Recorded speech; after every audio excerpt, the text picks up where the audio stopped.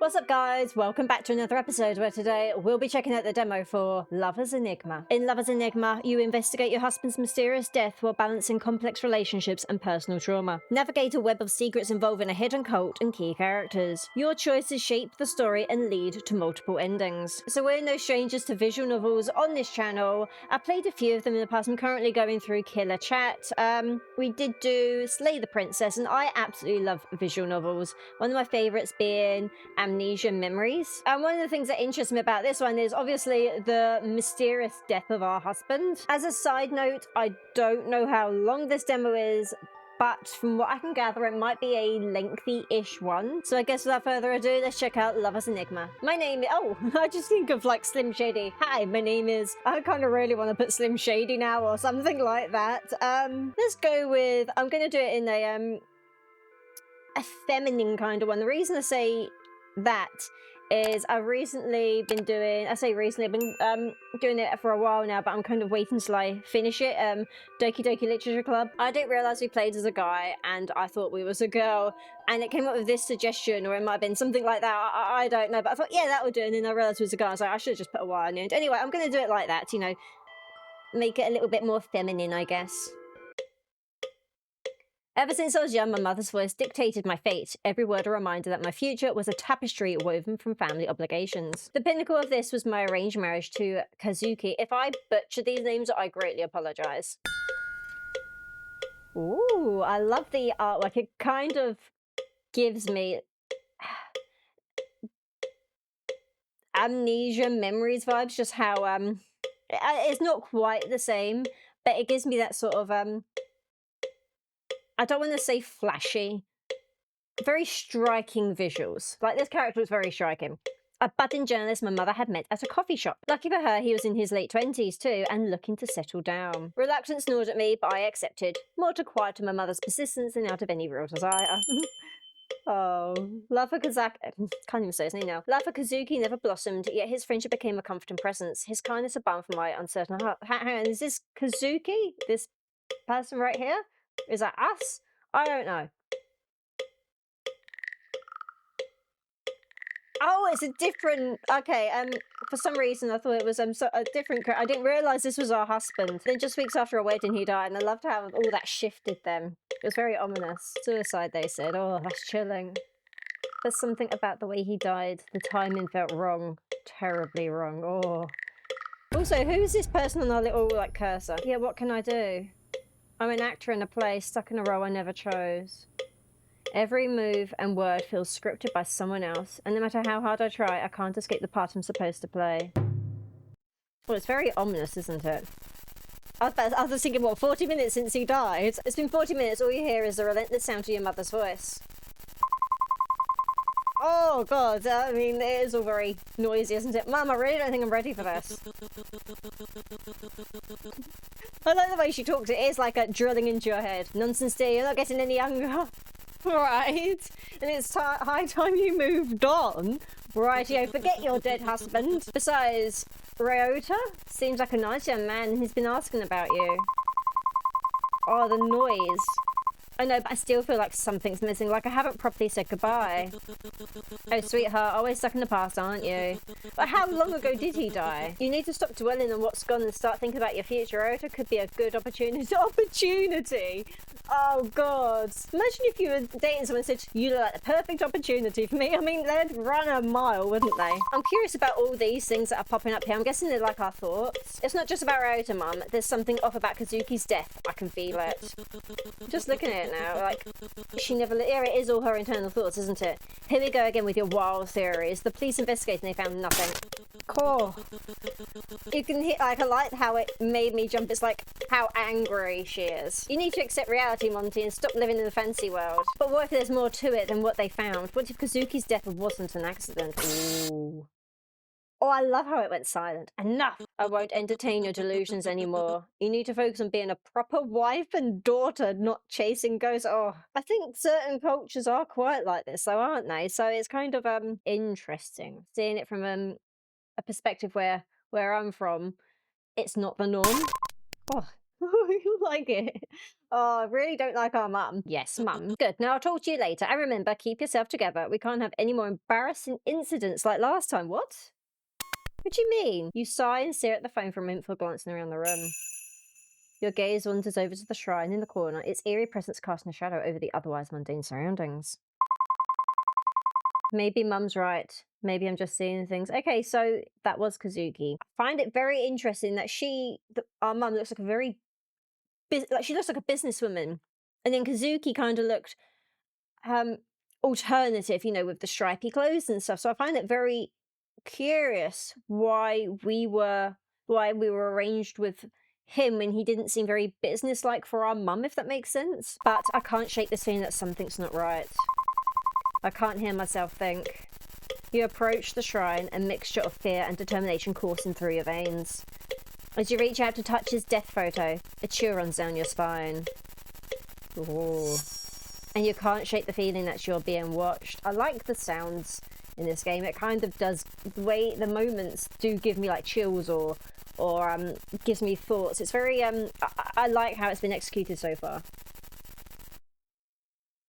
Day 1. Oh, okay, so how many days are there in the demo? Maybe I should have looked into that. You don't have time to walk me back home every day. Who am I talking to? Oh, he looks so fucking miserable. I mean, he does look more businesslike, I guess. It's no big deal. Okay, as long as I'm no big deal for you. But still, going out of your way like this. I know you said you're okay with the whole still testing the waters kind of arrangement.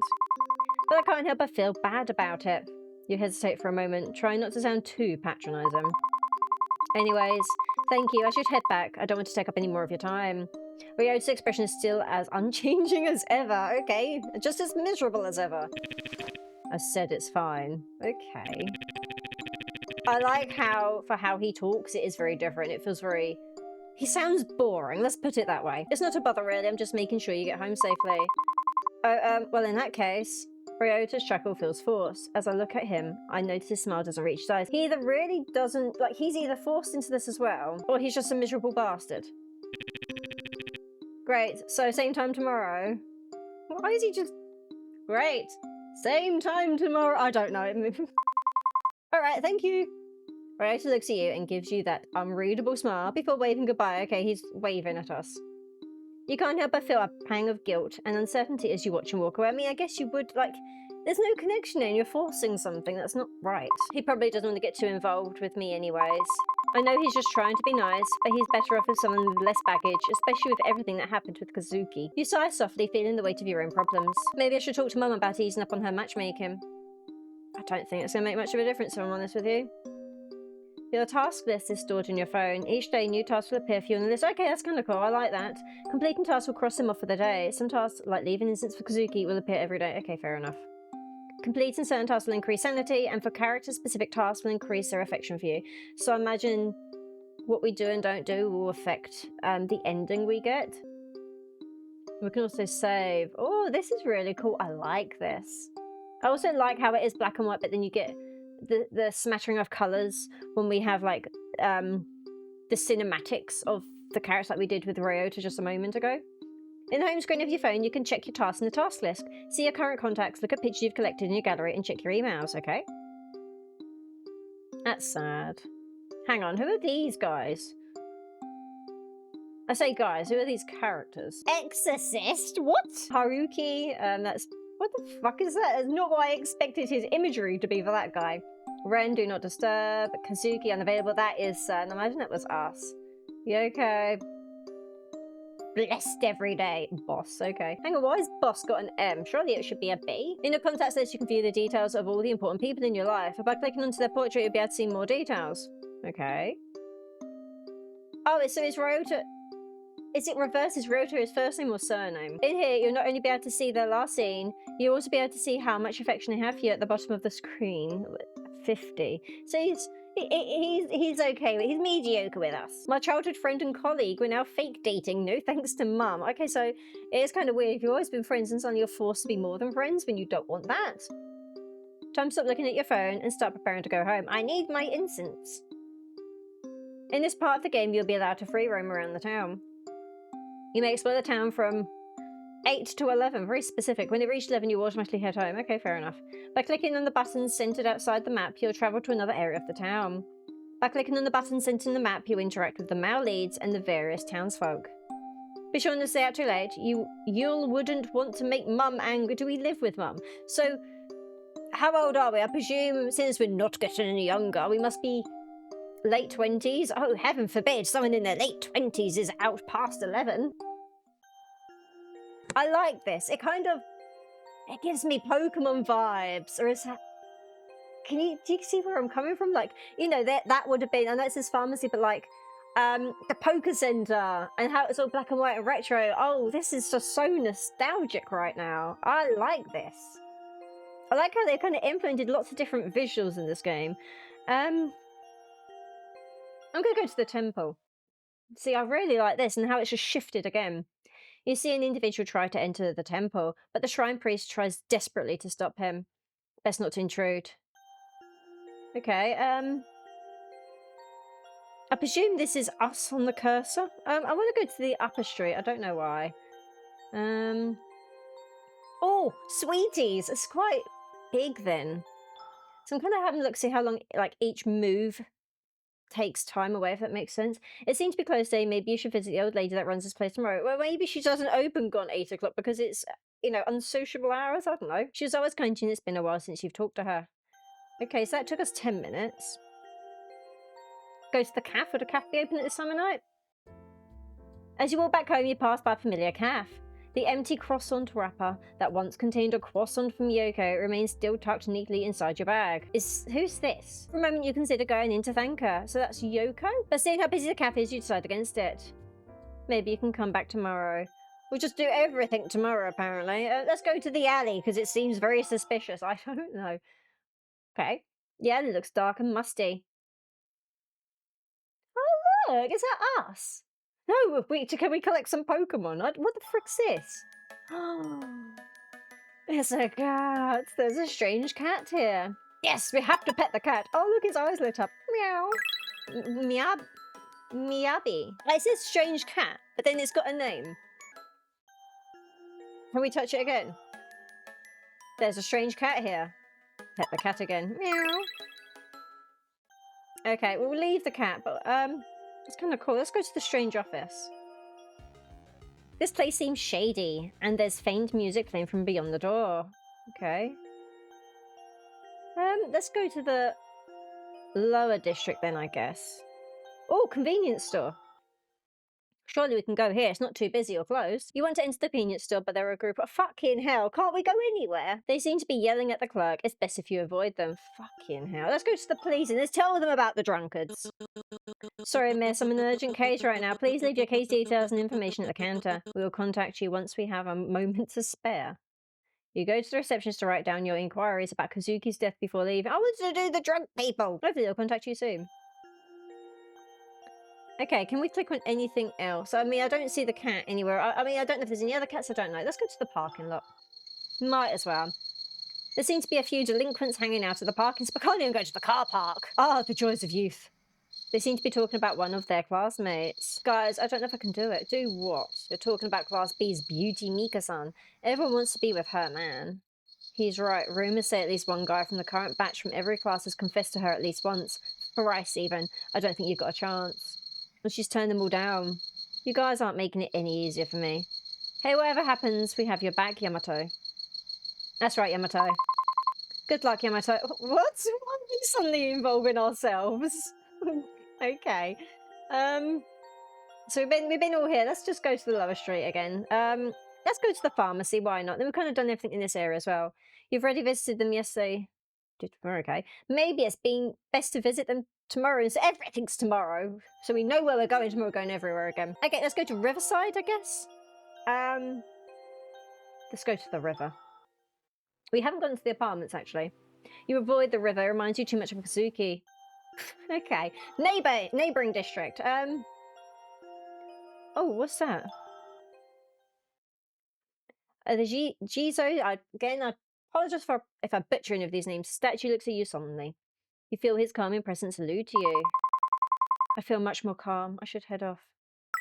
Okay, sanity and crit. I mean, it's already on 100. It'll be interesting to see how the sanity works in this game. Let's go to the cinema. We've got an hour and 5 minutes to watch a film. Fucking hell, everything's closed. The cinema is closed for today. There seems to be a notice on the door. We are currently closed for today and tomorrow to prepare for the first preview of the new movie. It's really late. I better head home before Mum gives me a mouthful. But it's not 11. We have 55. We're going to go to the library. They're like, fucking hell. Okay, we'll head home soon. It's really late. I better head home before Mum gives me a mouthful. No words. So yeah, this is the only place we haven't been. I'll just see if there's anything else around here. I don't see anything. So yeah, let's just... I presume this is where we go. Apartments. I presume this is our apartment. I don't know. You walk down the corridor to your apartment. As you pass by your neighbour's unit, you hear a loud thud coming from the room inside, then a scuttle of footsteps shortly after. The door clicks open and you see a familiar yet sporadic silhouette pop out from behind the door. Okay, so this is Ren. I'm curious to know what they're into. You. Oh, you, before you can say anything else, he cuts you off. Can you stop leaving your trash outside? I'm just trying to, he seems very, moody. That's what I get from the tone of the and when you leave the house during the day, you're always so noisy. I mean, if this is music coming from your house, you're noisy too. I know you have nothing better to do, but some people have things to do, you know. Right, yeah, I'm sorry. It gives you that stupid look on his face. Okay. Reminiscent of a certain... What? 2008 anime? What? I want to know now. You want to yell at him and call him a stupid, naggy... But you're an adult. And even though he's short and rude, he should be able to reason like one too. What does his stature have to do with any of this? I'm sorry, I try not to be too loud next time. You expect him to continue berating you, but his expression softens. Seems as though he too is expecting some sort of resistance from you. He seems shy. Yeah, you'd better. I kinda like him, I love the eyes. Ren looks at you for a moment, a hint of defensiveness in his gaze, before reluctantly nodding his head and closing the door behind him. Okay, not... Visually, he seems like someone that you don't want to get on the wrong side of. Like, they've got a bit of an attitude, essentially, but they seem very meek and reserved. So it's kind of, if that is the case, I like how their appearance is very different from what's actually inside them, essentially. What a strange guy. I barely see him. When I do, he lectures me. Whatever, I can't let some weirdo ruin my day. I mean, if you're leaving your rubbish everywhere, what do you expect? Let's go to his door again. I'm intrigued. You hear a sigh before it goes quiet again. Maybe you shouldn't try again. Fine, we'll just go home to Mum. You finally enter your apartment. A groan escapes from your lips as you're finally able to kick off your shoes and collapse, exhausted, onto the couch. I like the music. It sounds very depressing, foreboding, uncomfortable. Why do I always have to deal with weirdos after a long day of work? Ugh. Speaking of work, I can't deal with it anymore. There's too much going on. Everyone looks at me with that same pitiful yet annoyed expression. They gossip about me behind my back, yet every time they see me, they offer some unnecessary advice. It'll be so much easier if they just told me straight to my face that I'm weak. And Ryota, he's definitely not happy about this arrangement. And Kazuki, his death. I just need to keep it together, somehow, and then I'll be fine. I can't fall apart now, not yet, not with everyone waiting for me to fall. Maybe they're right, maybe I am weak, maybe I deserve their looks, their gossip, maybe I deserve all of it. She's very hard on herself. No, not again. What is going on? What do you mean it's... Okay. No, that one's... Okay. It's real, or it's not. What is... No, please, not again. I'm confused. Hello, anyone home? Yes, come in. You rush over to the door, opening it frantically, in hopes of ignoring the strange noises coming from your apartment again. Okay, strange noises in our apartment. Curious. Hello, sorry for the noise. What? Not who is it? Who the fuck are you? Hello. Your eyes wide in surprise. It says weird. Why is everyone a weirdo? Sudden dramatic entrance, a mix of confusion and skepticism on your face. What? Can I help you? Ah, the vibes from your home are not immaculate. I can already sense the bad spirits growing around your abode. But no matter. Ooh, okay. Oh, he's the exorcist guy, whatever. Look at him, he's very flashy. I am Satome. Is that right? Haruki, exorcist extraordinaire, at your service. Okay, so if we've got all these weird noises, maybe that's why we've got his number in our book. So kind of Deal with it? I don't know. You blink, taken aback by Haruki's grandiose introduction. Grandiose, I should say, not grandiose. You were shaken up before, but now you're just simply perplexed. I mean, he's not what I'd have imagined. Who the hell is this guy? He just told you. Exorcist? Yep. Haruki paused for a moment, seemingly as though analysing you a bit, his face showing a momentary tinge of shock. Then he shakes his head as if to shrug off the thought before continuing on with his introduction. Indeed, your esteemed mother has employed myself. Okay, why is it on our phone then? Why have we got his number on our phone if our mum hired him to assist with the spiritual disturbances plaguing this dwelling? Your skepticism grows as you eye Haruki warily. And you're sure you can handle it? Fear not, fair maiden. My reputation precedes me. While some may doubt my methods, I assure you, I possess genuine spiritual prowess. Okay, Haruki. Doubt fills your mind, but at this point, is embracing a bit of spiritual fanfare really the worst idea you've had? Well, I suppose it can't hurt to give it a try. Haruki beams at you, his smile shrewd yet unreadable. I'm not sure what to make of him. He seems very charismatic, but at the same time, a little bit in your face. Excellent. With your cooperation, we shall banish these troublesome spirits post-haste. Now, shall we begin? You hesitate, staring at this strange man once again. All right, maybe letting some weirdo into your house isn't really the best idea. No. I mean, I'd rather, like, confirm with my mum first. Actually, I appreciate your offer, but I think it might be better if you come back another time. I need some, time to prepare myself for your... What? You don't know what his methods are. It just sounds dodgy. Haruki's smile falters, but he nods, reluctantly accepting your request. I understand, dear client, though I must say the spirits may not be so patient. But if it is your wish, I shall honour it. Until next time, then. Well, he's very mysterious, isn't he? Just like that, the exorcist disappears as mysteriously as he had appeared. You close the door and turn back into your apartment, trying to steady your breath. As the silence settles, a sudden tremor courses through the room. The furniture rattles and an unsettling croaking noise fills the air again, sending a shiver down your spine. That's very unpleasant. Imagine hearing that. No, thank you. I thought it'd be gone by now, but it's still happening. I mean, he needed to come into the house for it to work, let's be honest. No, what was it? I need to check my phone. We need incense. Oh no, crap, I must have forgotten to leave the incense out for Kazuki. No, damn it. As you approach the shrine, it begins to shake violently. Kazuki's death photo slips off the altar. You race to the shrine, your heart pounding in your chest. What the frick's this? This is the slot machine. You need 3 matches to win, but if your sanity is high, you only need 2 to match. We've got 100%, so I presume we're good. Press the space bar, start playing, or click on the lever. Oh, this is exciting. Oh, no, pull the lever. Okay, I see what we've got to do.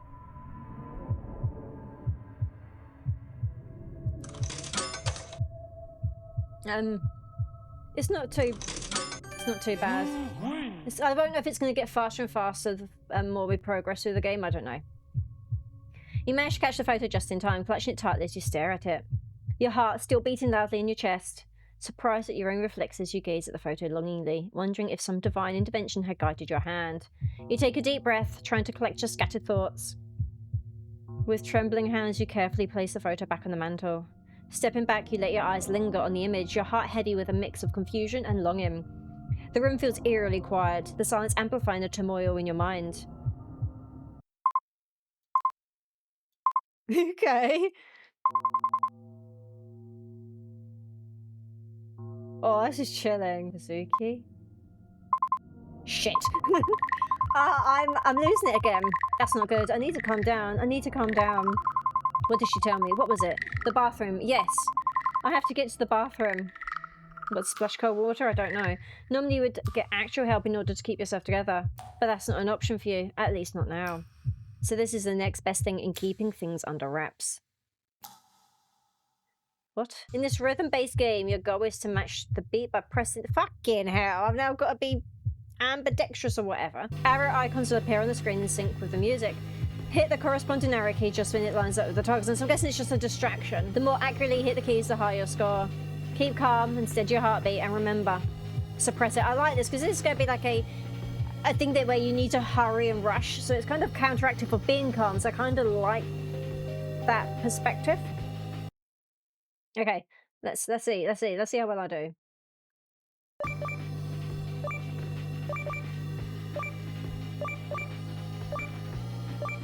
This is kind of fun. It's different. I wasn't anticipating this. But how long does it last is the question. And how long until I start fucking this up? Because let's be honest, I'm going to.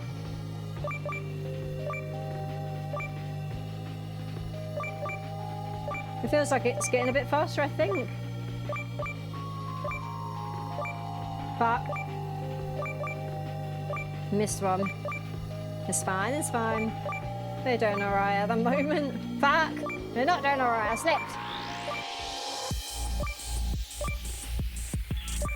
I don't know what it says at the bottom, now playing something. Fuck, fuck, fuck, fuck, fuck, fuck, fuck, fuck. Fuck, it says, no, fuck, fuck, fuck. No. Oh, that got me, that one. Okay, I'm fine, I'm good, it's under control. No, it's not, I was not fine or under control at the end there. My head hurts, I should go to bed. What, after that, after seeing a ghost? No. Do we have until 11 o'clock to get into our bed before Mum appears? I want to look at the shrine. Kazuki Shrine. You try to tend to it every day, but today you can't bring yourself to touch it for some reason. I mean, you just did. Your stomach turns you gaze at his death photo. He looks the same as he did the morning he left. You take a final look before turning away. Today has been so much already. Let's have a look at the window. You open the window to let some fresh air in, but all you're met with is the unfortunate smell of sewage. It's lovely. Shut it again. You close the window disappointedly. Let's go to the door. You think that strange man is still outside. It would be best not to leave the house now. Okay, what about if I click on the bathroom? Normally you would want to spend the rest of the night either crying in the shower or taking a normal shower. However, tonight isn't one of those nights. Okay. So time doesn't seem to change when we're in the house. As you enter your bedroom, you fumble for the light switch in the dark. Your hand brushes against a sharp edge on your nightstand and you feel a sudden stinging pain. Where do we cut it on? You pull your hand back quickly, but it's too late. A small deep cut begins to bleed. Shit. You grab a nearby towel and wrap it around your hand, pressing deep into the cut, trying to stop the bleeding. Hang on, does that look like an eye? Your vision blurs a little as you wince from the pain, but you swear you see a weird symbol form amidst the blood splatter. Boyfriends, husbands, exorcists, even this stupid apartment. Seriously, I wish Mum would stop meddling with my business and make me do all this for her. Just as you say that, your phone buzzes. From the glow of your screen, you read the words, 3 unread messages from Mum. Fucking hell, Mum. I'm exhausted and need sleep. I can't deal with anything anymore. As you lie on the bed, your head swirls with the afterthoughts of today. Mothers, ghosts, boyfriends, husbands. I just think of, what is it from, Wizard of Oz? Lions, tigers, and bears, oh my. Instead, it's boyfriends, husbands, and ghosts, oh my. Duty, sins, choice, and most importantly, you. Do your choices matter? You can't help but worry about yourself. You can sense that things are changing, and no matter what you do, you can't stop it. You don't want to sleep just yet. There's so many things to do. But your eyes give out as you lay there on your bed. Your thoughts are finally quietened down, and all you hear is the same resounding sound of drums.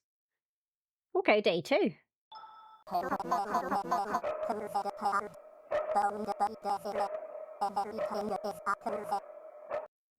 What? I can head home from here. I'd rather not take up too much more of your time, Ryota. It's not a problem for me to escort you back. You're so fucking miserable, aren't you, buddy? Oh, well, it's just that I have to get some stuff on the way home. Dinner and such. I won't insist then. Never say pork home, Monty. He looks so happy then. Ryota leaves heading towards the cafe. Maybe he's just visiting Yoko before going home. Maybe. Your heart rate was unnatural. What time? What? Is she monitoring us from her house? Does she come in and monitor us at night and sit on our bedside? What the fuck? What do I keep telling you? Keep yourself together, Monty. Just follow your routine. It'll be okay. Just remember to do as I say. What? And Mum sent that as a fucking email? Ugh, why can't she mind her own business? Whatever, I still have other things I need to do. Who's this? Gotta keep my sanity high, get instant. Where do I? Oh, okay, we'll go to the temple. Then we. No, I want to. Anyways, just get some offerings for Kazuki Shrine for going home. I want to look at it. Here we go. Visit Granny. Thank Yoko for the croissant. Okay, so we can do all of them today. So kind of basically what we did yesterday. Gifts. Why? I mean, this one makes sense, but why have we...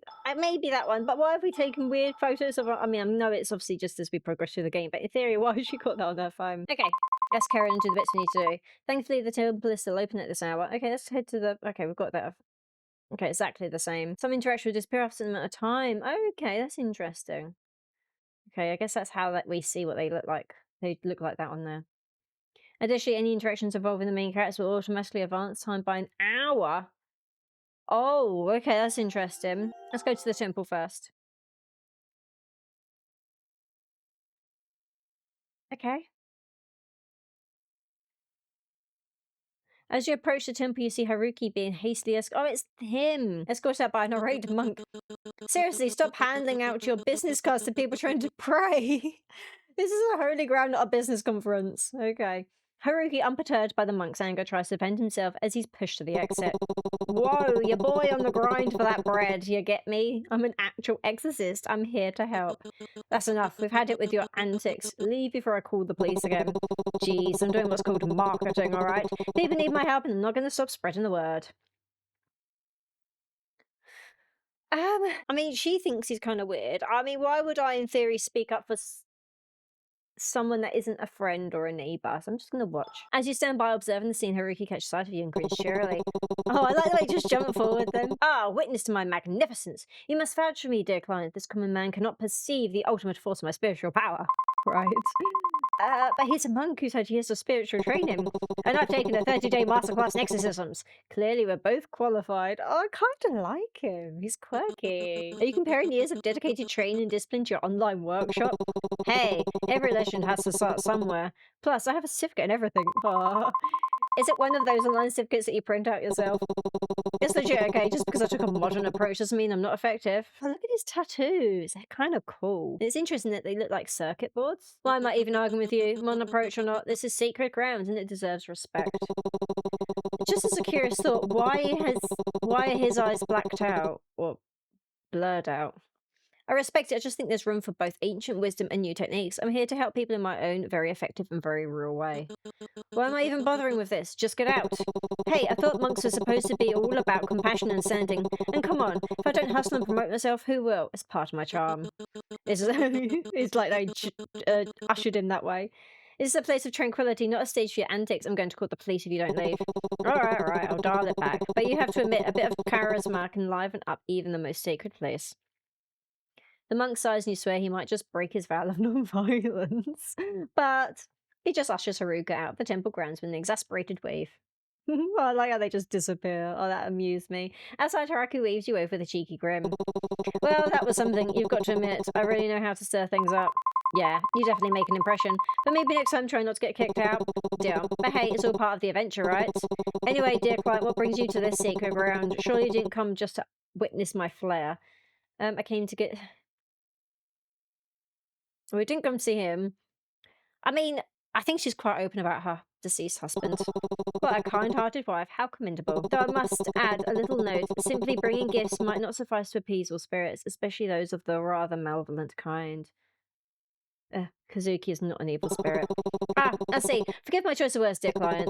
The world of spirits is vast and often misunderstood. Even benign spirits can have their own complexities and dangers. It's just that he's a little different. His ghost, if you will, has a different aura to it. Or has he seen the ghost then? Whatever is haunting, your house is not a simple spirit. It's something that has been festering for years even. Hang on. How long has our husband been dead for? Has it been years? You're only saying that to sell me more of your services, aren't you?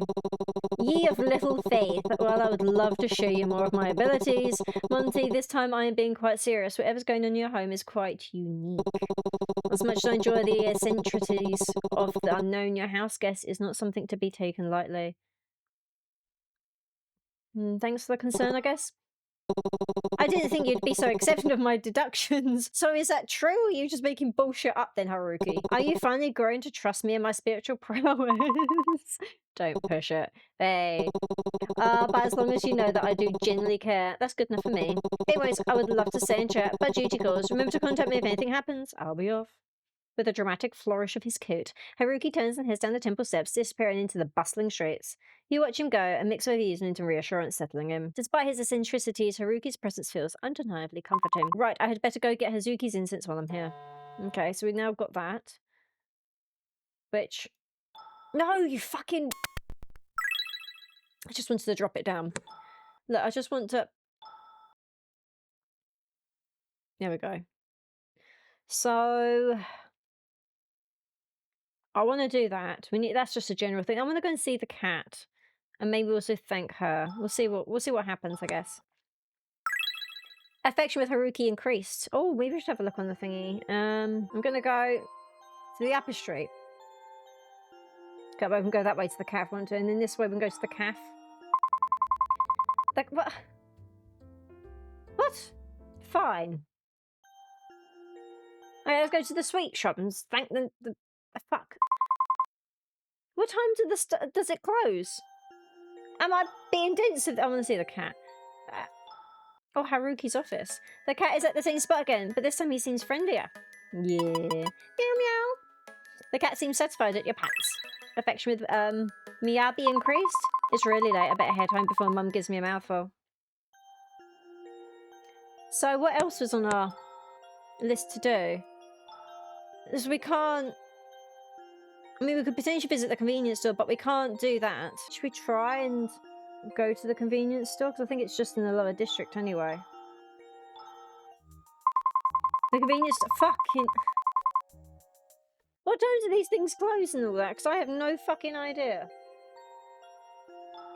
Fine. Let's just head home. Let's go to the neighbour's door. Some nosy. You hear what sounds like muffled speech behind the door and what sounds like some salt-inducing shooter game, right? Is that how Ren relieves his day stress? I don't feel like relieve is the right word here. Especially when you said salt-inducing. You decide to leave him to his gaming session.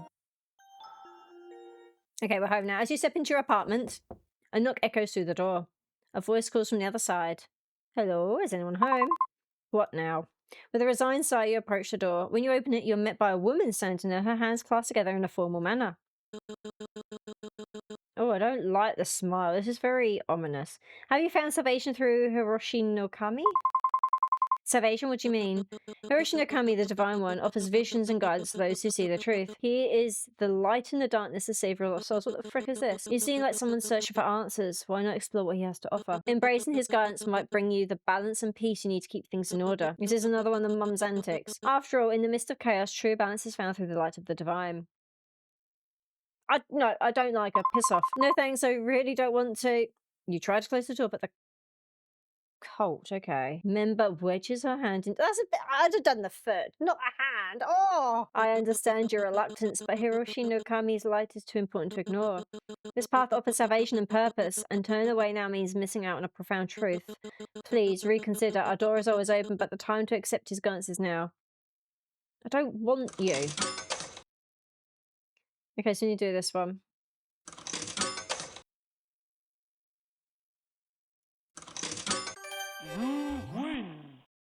Okay, so now what? Appreciate concern, but now is not really a good time. I'll definitely check it out again, though. So if we lost, imagine we would have accepted? I don't know. I understand it's not the best moment, but Hiroshi no Kami's guidance is essential. You're so fucking persistent. Just go away. This opportunity to find balance and peace might not come again. Isn't your search for answers worth exploring? I'm really not interested right now. But think of the clarity and purpose you might gain. Just a brief visit can make a world of difference. I said no. I need to focus on other things at the moment. I see. Well, I respect your decision for now, right? I'll come back with more information if you're still unsure. Thank you for at least considering it. Remember, our door is always open. I don't like how pushy they are. At all. The woman bows deeply and with a final lingering look turns away, leaving you alone. Good. Piss off. After a long day, you decide to visit Hazuki's shrine. Compared to the day before, it's still relatively neat. I should take care of him first. I hope this keeps you at peace for tonight once again. Maybe it's my imagination, but the air around the shrine feels a little colder, and the feeling of gratitude settles in my bones. You smile softly at the shrine. Good night, Kazuki. Work was tiring today. I'm sorry, Kazuki, but I'll do what I can. There, all better. Affection with Kazuki increased. Leave. So does that mean we've them... No, fuck it! Fucking pisses me off. Okay, we've done that. We just need to do our bathroom routine. Let's go to the window first. The window remains closed from the previous day. Do you still want to open the window? No. The window remains closed until you decide to open it again. Actually, I'm kind of intrigued. You opened a window despite the nauseating stench from yesterday, and yet you're met with the sweet smell of cotton candy. I'll leave the window open for now. At least it smells nice. It's very interesting. It's gone from shit to cotton candy. Let's go to the bathroom and do our routine. You're keeping it together pretty well, but there's no harm in making sure you're extra calm. Melt. I'll play funky vibe. I kind of want to. Is that gonna? I'm gonna do hard. Let's be miserable. Let's make my life miserable.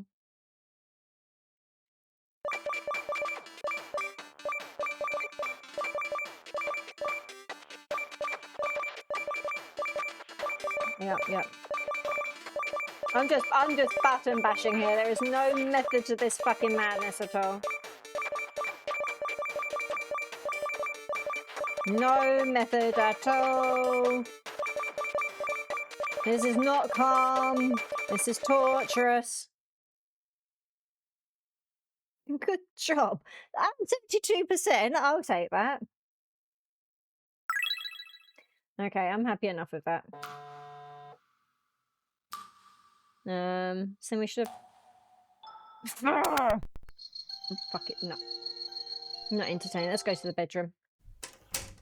You step inside and everything seems in place. The door clicks shut behind you. For a fleeting moment, peace settles in the air and your mind drifts back to the day. Whenever I'm with Haruki, his high energy makes me feel less tired and he's surprisingly fun to be around. And a soft, unexpected smile brushes your lips. Maybe things aren't so bad after all. Maybe not everything has to be difficult. I mean, we've met him for like 5 seconds and already we're like the idea of him. But before the thought can settle, something stirs beneath your skin. Guilt, thick and alive, begins to bubble, crawling its way through your veins and towards your fingertips. Your hands tremble, you glance down. Was that a flicker, a slither beneath the surface? What the... Okay, how can you enjoy life when Kazuki's killer is still out there? You don't actually believe he committed suicide, do you? The accusation lingers, sinking its claws in. Your fingers find your nails and you begin to pick, anxiety bubbling up, choking your thoughts. No, you're already working on finding his killer, aren't you?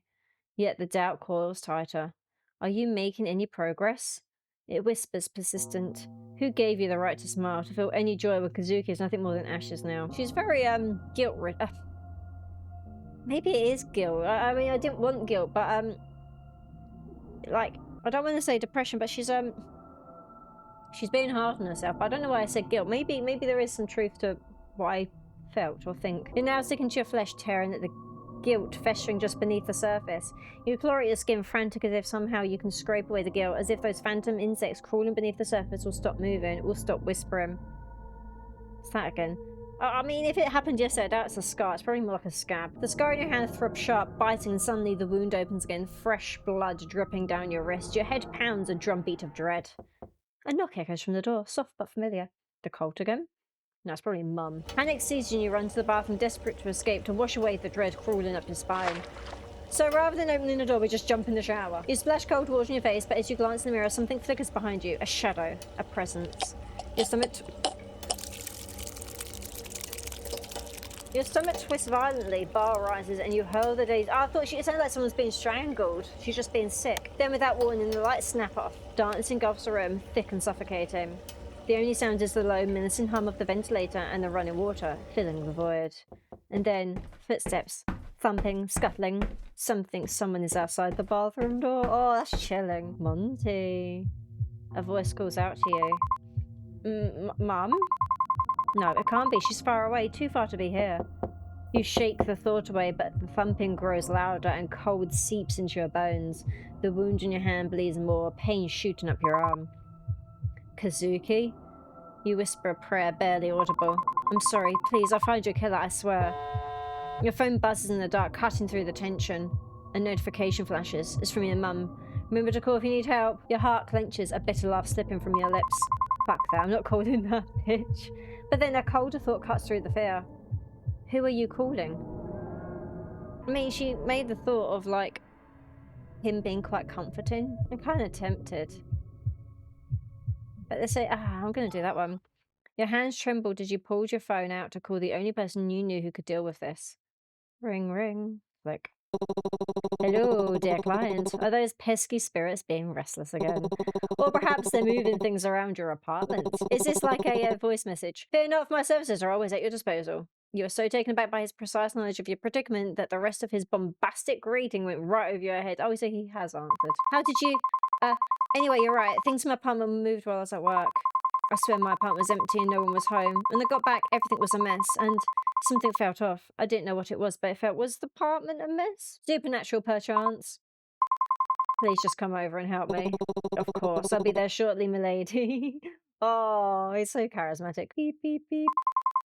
Despite how odd he is, I can't help but feel reassured. The chill of the apartment sends shivers down your spine.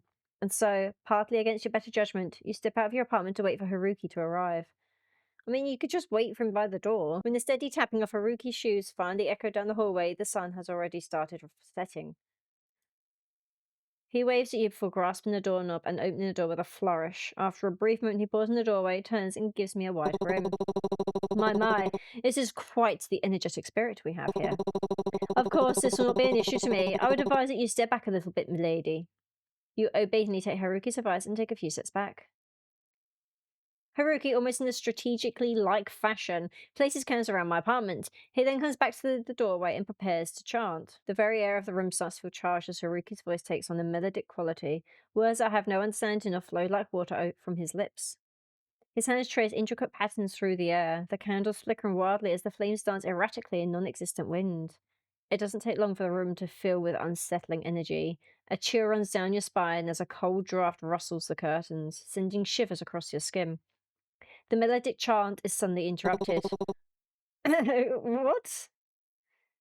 Okay, Haruki clutches at his chest, staggering. A faint trickle of blood escapes from the corner of his mouth.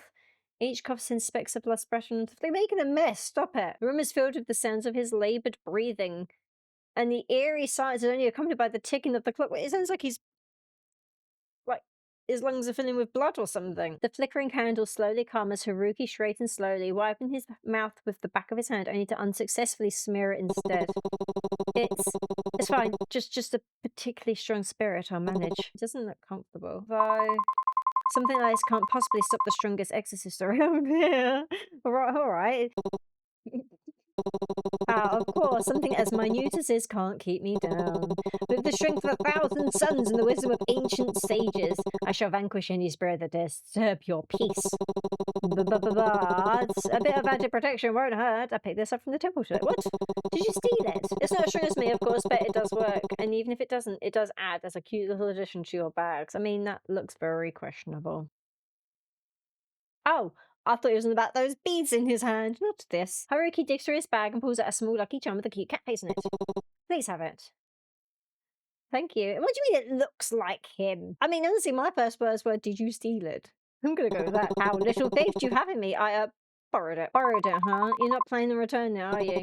Wow, it's not a permanent loan. Besides, there's plenty of these. One less won't hurt. Plus, you need it more than they do right now. I guess you're right, but next time maybe ask before you borrow something. Duly noted. But desperate times call for desperate measures, and protecting you is worth a little rule bending.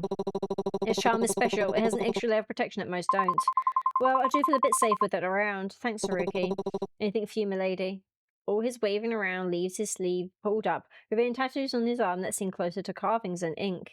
You can't help but steal a couple of glances at them, noticing beads of blood seeping along the intricately carved symbols. That's interesting. It kind of gives me blood magic vibes. Haruki notices a glance and sends a grin your way, eyes twinkling mischievously.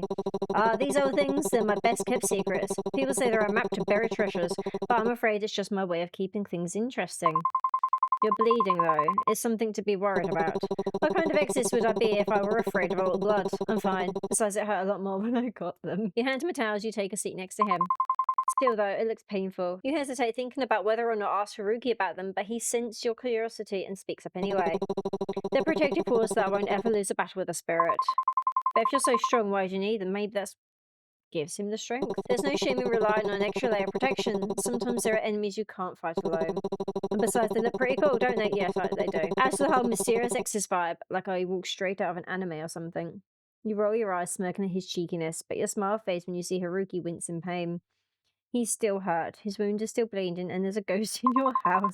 Haruki, behind all that cheeriness and grandiosity, it seems that I don't know much about you. He pauses, his expression shifting, he searches for the right words before finally responding. It's nothing too interesting. Haruki smiled face slightly, his eyes distant as if he's sorting through unpleasant memories, or perhaps he's still dealing with the pain. Well, I've always been spiritually gifted. It's been my thing for decades. It's the only thing I have. It might not seem like it, but I guess there's a responsibility to it. Oh, and I like, what? Mackerel, okay. Mackerel's alright, I suppose. Alright, it's the food of the gods. Haruki's expression shifts to something softer but still as genuine. I know it might be hard to trust someone like me, but if for some reason you do, thank you, I appreciate it.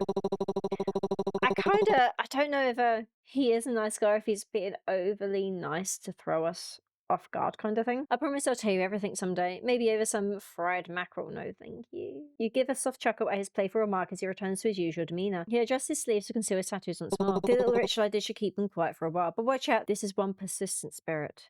You nod gratefully, feeling a sense of relief mixed with concern for Haruki's well-being. Thank you, Haruki, please take care of yourself. He acknowledges your words with a nod, his eyes reflecting a flicker of gratitude amidst the wariness. Always, my dear client, until next time. Haruki trots back down the hallway, giving one last wave as you close your door. Sanity increased. Affection with Haruki increased. What is our affection, I wonder? I'm curious. 65. 50. 50. 6. But hang on, okay. 50. 50. What about our boss? Our boss isn't there anymore. Okay, let's head to bed, I guess. As you drift into sleep, fragments of another life flicker through your mind. Faces and voices swirl around you, familiar yet distant, leaving an unsettling sense of deja vu. There's a leader's presence, a protector's shadow, a friend's warmth, a wanderer's wisdom, and a companion's loyalty, all tangled in memories you can't quite grasp. You want to make sense of it, but wariness pulls you deeper into a void-filled slumber, where the past whispers but never fully reveals itself. Dig deeper. You feel your heart wrench as memories of the past continue to swirl in your brain. You hear the same familiar knockings, but this time they feel different. Not teeming with the same malicious intent brewing in your apartment, but with an air of protectiveness, warmth, and even love. That's from Haruki, I imagine. No, okay. It's not. I presume it's now Hazuki trying to come through. Someone loved you very much. He cared about you in the past. When you were chased out of your village, he took you in. Okay, this is not what I was anticipating. Yes, him. He had everything, a mansion, servants, and power. Unlike the people at your village, he wasn't afraid of you, even though you brought endless calamities. He was potential, he saw strength, and he saw kindness. Despite everything, you were the calm in his life. Until... dig deeper. Until the calamity, yes, you ruined everything. You had someone who loved you, but you couldn't help it. You had to ruin it all, didn't you? You had people who cared, yet that wasn't enough. You had to destroy everything. So this is me just taking a stab in the dark, but I'm wondering if it's her subconscious giving us little snippets of information of what really happened between her and Kazuki, but I don't know. A persistent ache that gnaws at your temples as you toss and turn in bed. When you finally drift off, you find yourself trapped in a state between waking and dreaming, with the oppressive weight of sleep paralysis pinning you down. Oh, I can relate so badly. I suffer from sleep paralysis, and it feels like something is on me and trying to suffocate me. All around you, the shadows dance and morph into haunting figures. Muffled voices, distant and unintelligible, echo in your ears as they scream your name. You see the people who loved you melt into a horrifying mass of flesh and blood. I'd love to have an actual visual of this. You try to scream, to move, but your body disobeys your desperate commands. Just when you think you can't take any more, the darkness recedes. You wake up drenched in sweat and trembling, the nightmare's clinging remnants leaving you shaken and exhausted. I would love to have had a visual of that, or had some kind of heavy music. I don't know. Oh, okay. It took quite a beating to that. Maybe I shouldn't have dug deeper. Frick. Day 3. This looks like a train station. After work, you're stepping off the train with Ryota, your phone suddenly rings. Seeing that it's an unknown number, you excuse yourself and step aside to answer, leaving Ryota to wait for you curiously. Oh, it's the cop. Hello, this is Officer Watanabe? Watanabe, is that right? I'm calling to discuss Kazuki's case. Yes, what is it? Have you found something?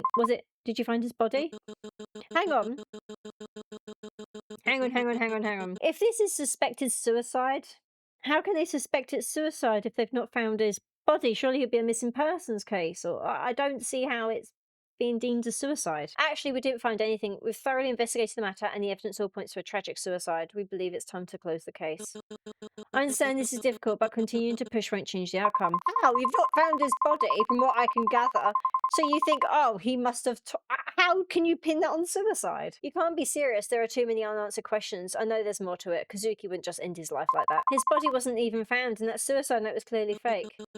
Again, I sympathise with your situation, but all the evidence supports our conclusion. We will not reopen the case unless we receive concrete proof that someone else was involved. No, I can't accept that. Kazuki deserves better than this. I deserve closure too. Look, I understand that you're grieving, but if you continue to pursue this, you could face legal repercussions for obstructing the police. I'm advising you to let it go. Are you just going to leave it? We don't have the manpower or resources to waste on a closed case. I'm very sorry. I hope that you'll be able to find peace soon. Wow. And with that, the line goes silent. You angrily close your phone. Your reflection stares back at you helplessly from the darkened screen, as if begging you to do something to fix this. An overwhelming urge to scream wells up in your chest. I'm sorry about that. His voice surprises all the rage out of you. In your agitation, you've forgotten that he was still there, watching the whole debacle unfold. You turn around, mortified. Sorry about that, It's just the police again. You must have guessed they've given up on Kazuki's case. I'm really sorry that this is happening after all the work you put into this. I don't know what I can do to help, but if there's anything at all... I think he's actually being genuine. Oh, no, it's okay. This is my burden to bear. I can share it with you if you'll let me. Even so, it's not good to fret over the past. Your mother's right about that. Ugh, not her again. I want to know how long he's been dead for. I know you really look up to her, but she's not exactly the best person to listen to, especially with how stubborn she is about her ideals. The way she believes how anything can be overcome if you just put your mind to it. But sometimes hard work just isn't enough.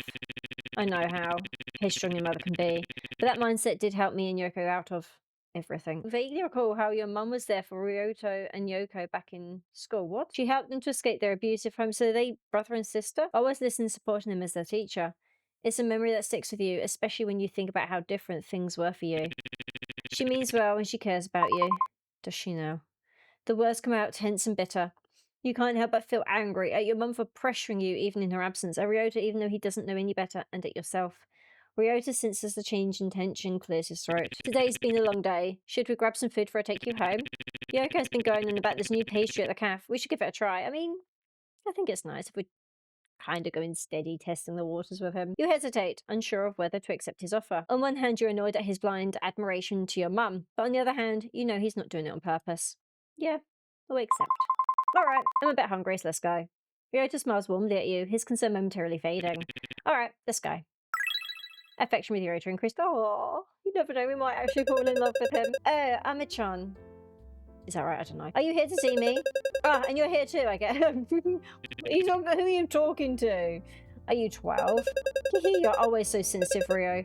Anyways, how can I help you guys? I mean, we did need to talk to her. Let's go for that one. You're so cute. You don't have to butter me up to get pastries.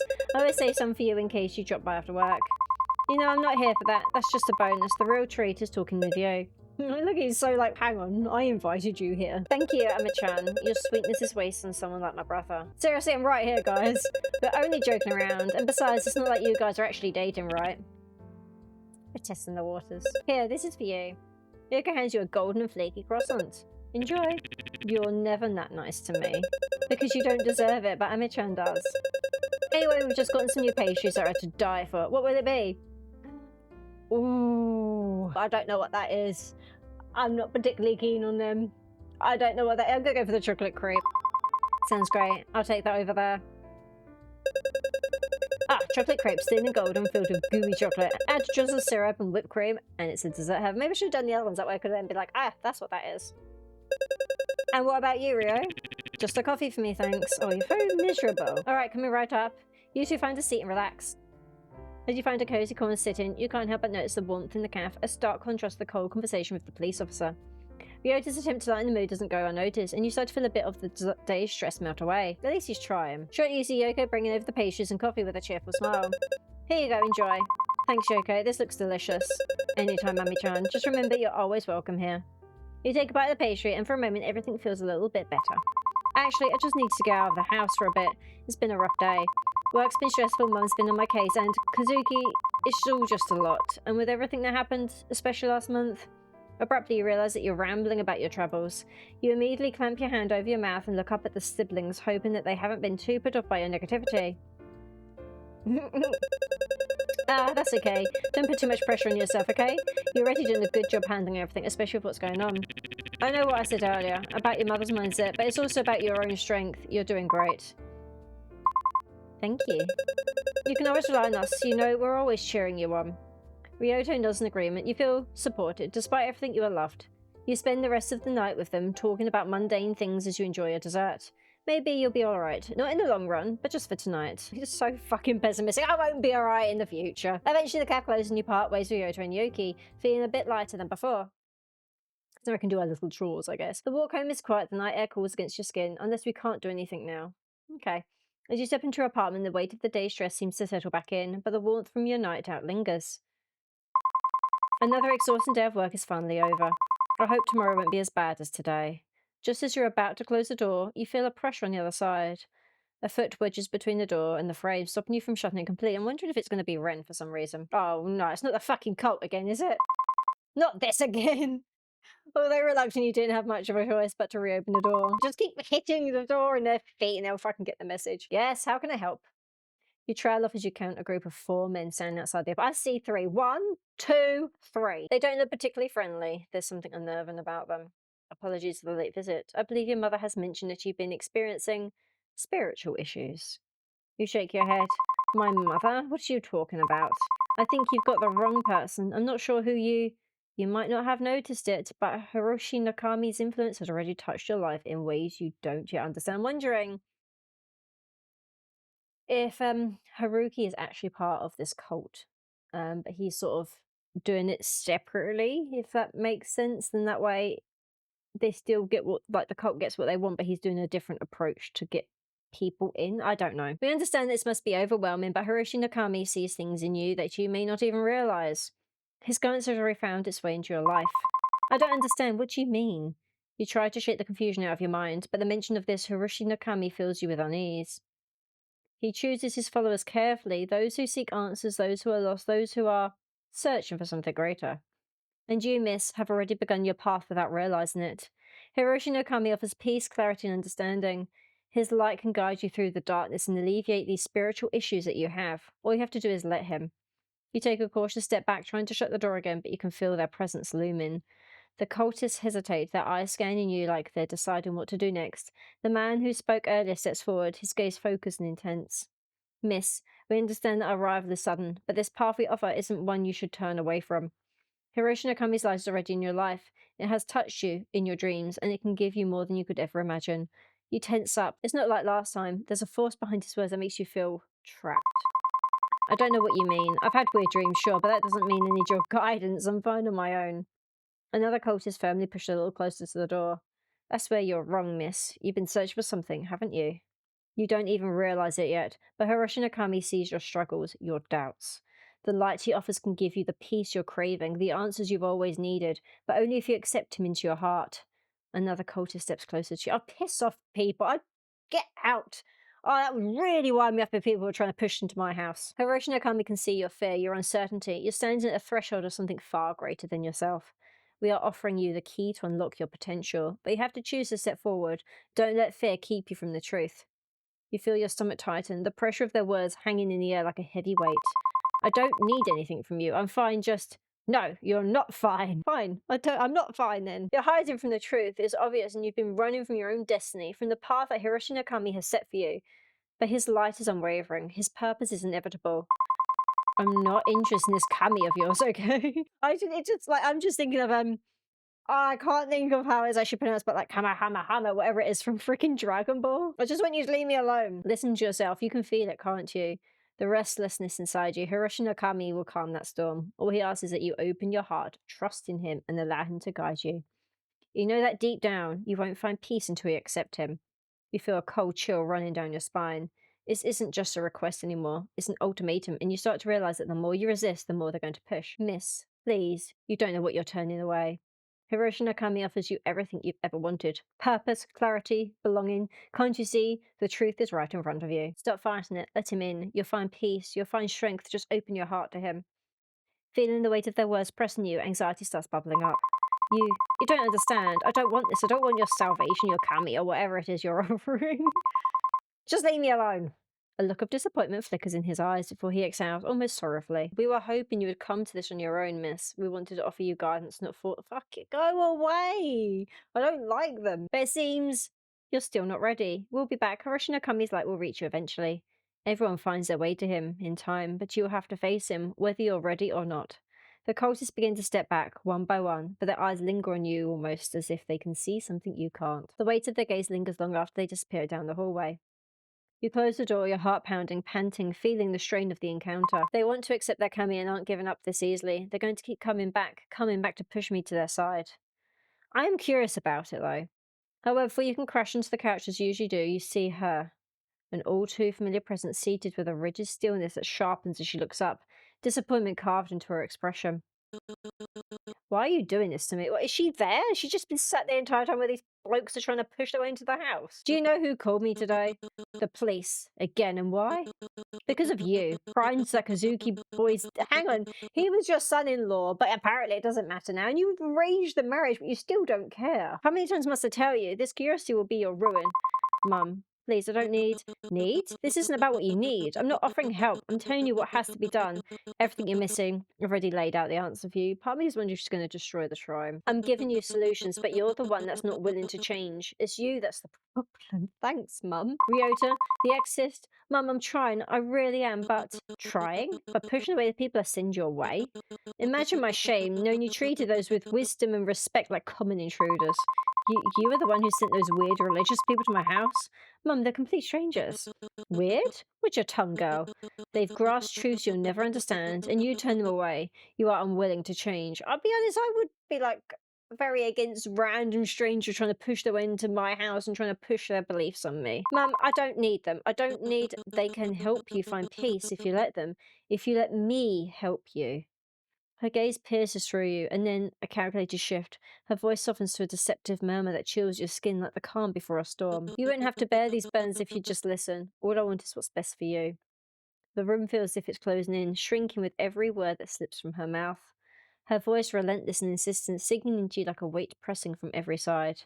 It's too much, your sanity slowly slipping. No, stop slipping! Your heart slowly pounding against the pressure building in your chest. Stop it! The constant urge for you to give in, to surrender, if only to quiet her voice. No. I do like how each little thought dropped it down again. I liked that. Can't take this. I don't know what to do. Your mind reels, clouded by anxiety as her words echo around you. The pounds in your chest grow stronger, threatening to overtake your last bit of composure. And despite your visible displeasure, your mother keeps speaking, her voice a constant assault against your thoughts. You almost break down as your mother's words ring in the background. There you go again. Are you going to say something or just sit there? Oh, she's winding me up. She waits, her gaze piercing, expecting you to respond. What are you trying to pull? Don't just stare blankly at me. Her face hardens, her gaze latching onto you, expectant, demanding more.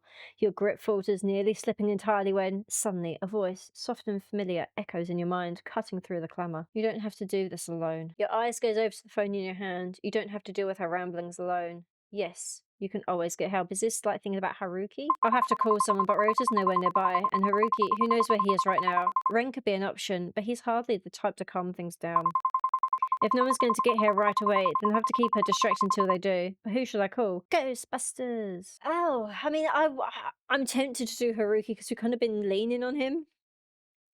But Ryota, in my opinion, has shown a much nicer side to him tonight. But also Ren, if we need someone there quickly, he's just next door. And we've kind of, we've gone down the Haruki route a little bit by getting him to come round. We went out for something to eat with Ryota. I'm kind of tempted to call Ren just to see him a little bit more. So let's do that. Oh, hang on. Now playing. Ren, please. Fuck, but the fuck, mate. No. Hang on.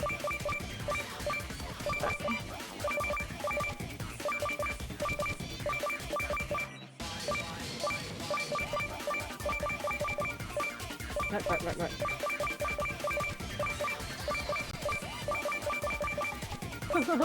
Oh my god. That was stressful. Ren, he's not exactly the calmest person, but maybe he'll understand. Maybe he can help. He's just next door as well. You grab your phone and dial Ren's number. He picks up almost immediately, his voice sharp and agitated, practically yelling into your ear. First of all, 1, noisy gremlin next door is bad enough. But 2, are you kidding me? It's late. People need to sleep. And you can help fix it if you come over and help me, please. Your voice falters slightly at the end, but you try to sound a bit more assertive. It's Ren after all. Fine, I'm coming over. All that fuss is ticking me off anyway. Thank you, Ren. He hangs up abruptly. You turn your back towards your mum. Her constant nagging like a persistent mosquito in your ear, her intense glare practically burning a hole through you. Oh. Alright, let's go again.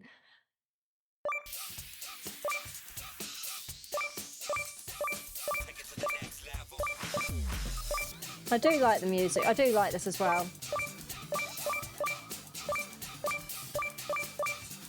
I just have to really concentrate with it.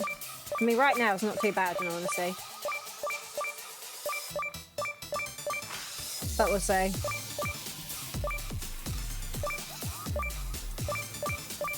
We shall see how it goes.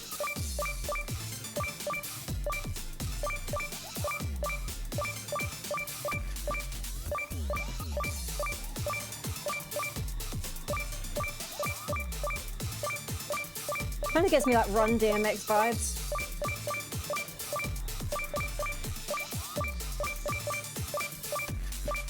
Not too bad, not too bad. How do we do? Impressive. Hey, 96%, I'll take that.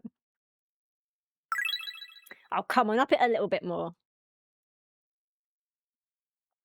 You manage to calm yourself down, your heartbeat finally steadying, your mum's words still rattle you, but you remain calm, calm enough to hold your tongue. Each minute stretches, her harsh words chipping away at your last remnants of your patience. Just when you begin to doubt he'll show up, a loud, insistent knock echoes through the apartment, silencing your mum's tirade for the first time all night. Who could it be this time? You unlock the door and Ren stomps in, shoving the door just wide enough to barely miss hitting you. Oh, the face is like very uncomfortable. And who might you be? Ren looks her over with a mix of disgust and irritation, but there's a flicker of something else in his exposure. Something you can't quite place. I'm the poor guy next door that has to deal with all the noise. He points an accusatory finger at her in the classic hoity Ren fashion. Oh, I love it. And you must be the absolute nuisance and the source of the decibels peaking in the background of my microphone recording. Oh, he's a streamer. I presume. You resist the urge to clamp a hand over his mouth, though you know deep down that if anyone can stand up to your mum's fiery temperament, it's Ren. I quite like Ren. Sort of a dark horse at the moment, maybe. How dare you? You barge into my home and call me a nuisance? Stay out of things that don't concern you.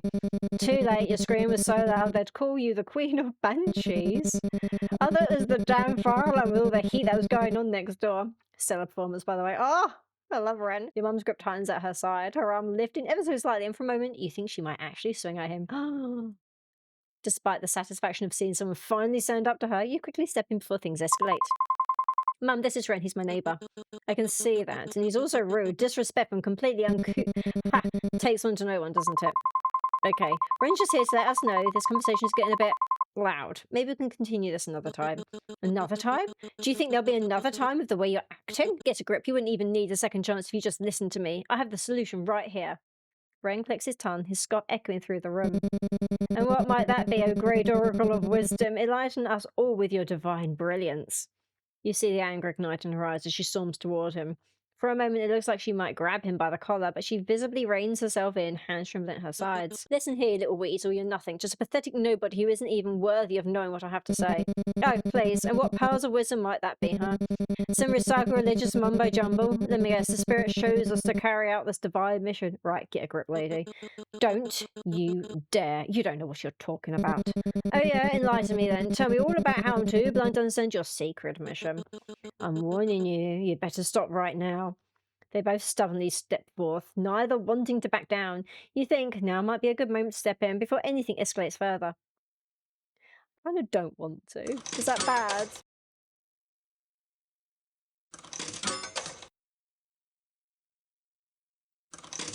There we go. Yay, we did it. Alright, I think this is going nowhere. You raise your voice, trying to break through the tension in the room. Mum, I know how much your teachings mean to you, but I really don't think they're helping right now.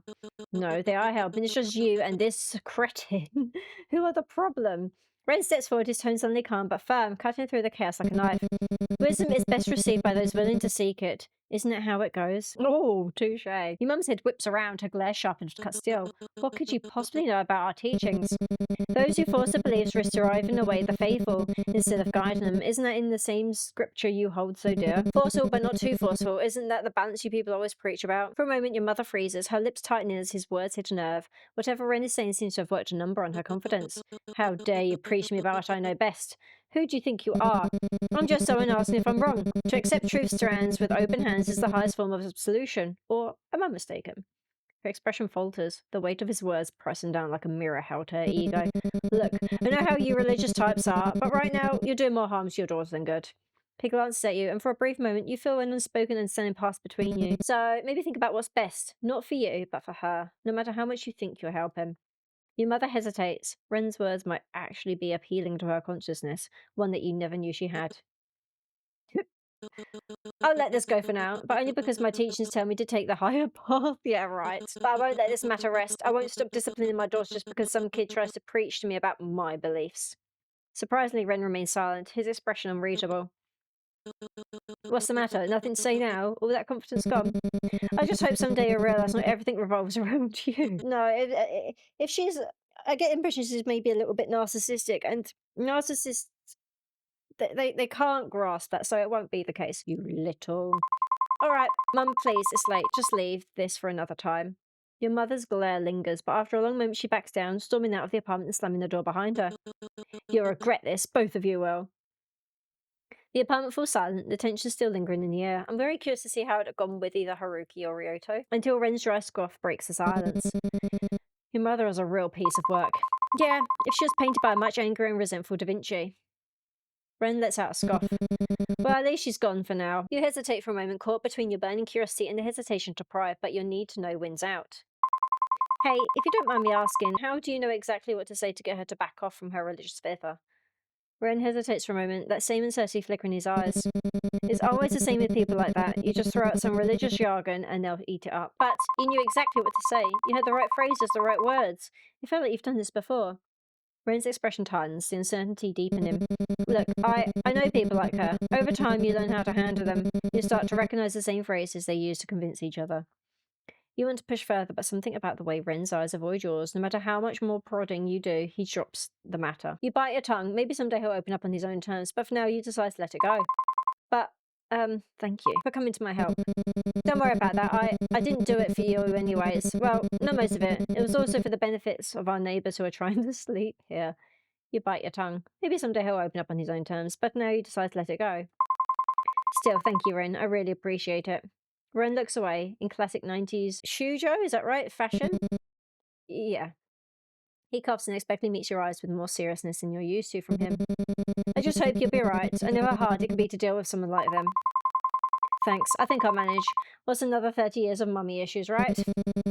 Mummy issues, spiritual issues, and religious issues, the trifecta, triforce even.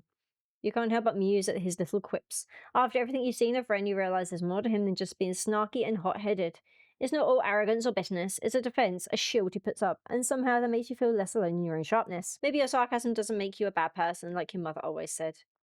Ren is more than he lets on, dependable, quick-witted, and, when it matters most, kind. You catch yourself wondering, if you were able to see past this exterior of his, you hope, you pray deep down, maybe he might be able to see past yours too. Ren eventually says his goodbyes, claiming he has important nighttime activities to tend to. Oh, no! Wrong wording for this guy again! Salt-induced relief? Nighttime activities? No! You want to tease him more about his unique choice of words. Maybe I just did that. I did the teasing. But you hold back.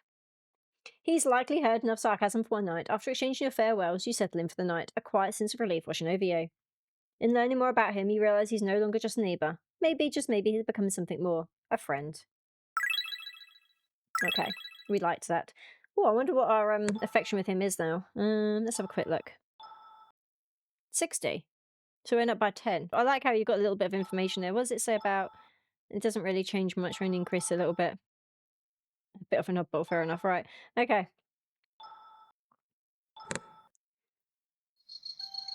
I don't think we've got any... No, let's just go to the shrine anyway. Kazuki. The air around the shrine feels oddly. Work was tiring today. I'm sorry, Kazuki, but I'll do what I can. They're all cleaned up. Perhaps some incense from the temple would help you feel better, but I'll have to get it for you next time, okay, Kazuki? I really wish I could, but it's late. Okay. Okay, so we've got some other bits to do. Let's go to the window. I know it seems a bit pointless, but I wonder what it smells like. But this time there is no cotton candy scent. What? Instead, you see a child crouching in the corner, unmoving. No explanation, no reason, just there. Where? I see no child in the corner. Now, that's a strange sight. In true classic horror movie fashion, do you keep the window open to check if he's okay? Just in case it's a neglected child? Would you pretend you saw nothing and close the window? Oh, fuck me. There you are. Are you neglected? I kind of want to close the window. Goodbye, child. Okay, let's go to the bathroom and do our routine because we need to get our sanity up. Let's let music. I'm gonna. Oh, hang on, meow trick. Let's do it. Let's go for normal this time. I kind of want to see how different normal is from hard.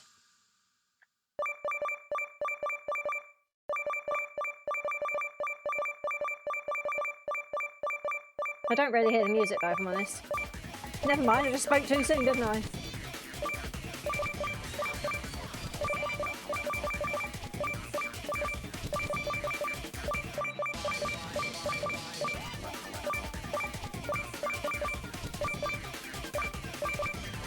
That was shit, I think. I think I did really badly. How well did I do? Impressive, okay. Alright, I guess. Okay, so we've got our sanity up a little bit. Okay, so we've done that. Let's go to the bed, I guess. You finally enter your room and switch off the lights. But they flicker and sputter before finally surrendering to darkness. Stepping beneath the covers, you hear the quiet hum of the pipes, the low rush of cars in the street, and the usual footsteps of neighbours from above. But tonight, the footsteps multiply, a growing thump that becomes heavier, faster. You start to wonder if it's something else. With a glance, you place your phone nearby, fingers itching for a quick call if needed, but eventually sleep overtakes you. What the fuck is this? Where's Kazuki? In the depths of that night, you dream of Kazuki? In a dim, hazy scene, he talks about his fascination with collecting insects. Each word faint as a breath. The images, though, grow clearer. Beetles, cockroaches, or is it something different? I hate the noise. Something sinister, its body sneaking around the room like a creature just beyond your reach. You search, almost desperately trying to find its name, but it slips away, elusive, lost in the fog of your dream. It seems as though the tapestry is finally unravelling itself. The key players have already made their first move. Though some have moved quicker than expected, others still hesitate, as if time waits for them. I wonder what your next move will be, my dear princess. Molting? What?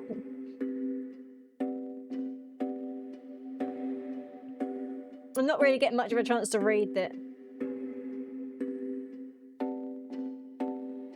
Is that the end of the demo? No. I wasn't sure. I think there's 5 days in the demo. I think. You wake up to the familiar buzz of your phone. A few messages from your mum light up the screen. The first one featuring a painfully outdated gif of balloons and glitter text. Is it our birthday?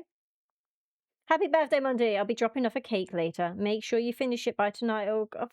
I don't want to eat an entire fucking cake. Okay. Oh, yes, a classic from your mother. Equal parts affection and command. It almost slipped your mind. It's your birthday today. You're turning 30? Is that what it's meant to be? Like, you know, in Roman numeral kind of thing? That's what I'm thinking. The number seems to glitch in your mind like a censored secret the universe refuses to acknowledge, or maybe you're just repressing it. Okay, maybe this year your birthday wish will actually come true. Maybe your mum will finally listen to you, hear you out, let you breathe without the constant pressure of expectations. Maybe today will actually be a good birthday. Just kidding. You already know how it's going to end. It feels like the way it's worded, it's already happened. Oh, well, no point dwelling on it now. You'll deal with all that after work. Hey, Monty, happy birthday. You're getting pretty. What?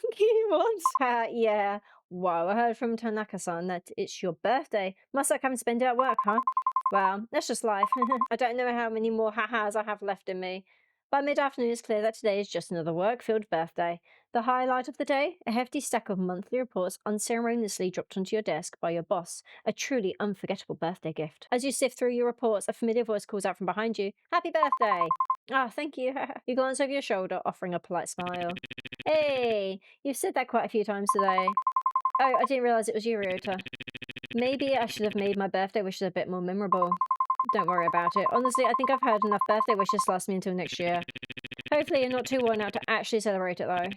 Boss asked me to stick around and finish some reports, but if you're still up for a birthday dinner, I'll be at the station around 8 p.m. Oh, that's nice. Before you can respond, a voice cuts through the air from the other side of the office. Hey, can someone help me with this? Ryota straightens up, already turning toward the sound. I've got to go. Good luck with your work. And happy birthday, Monty.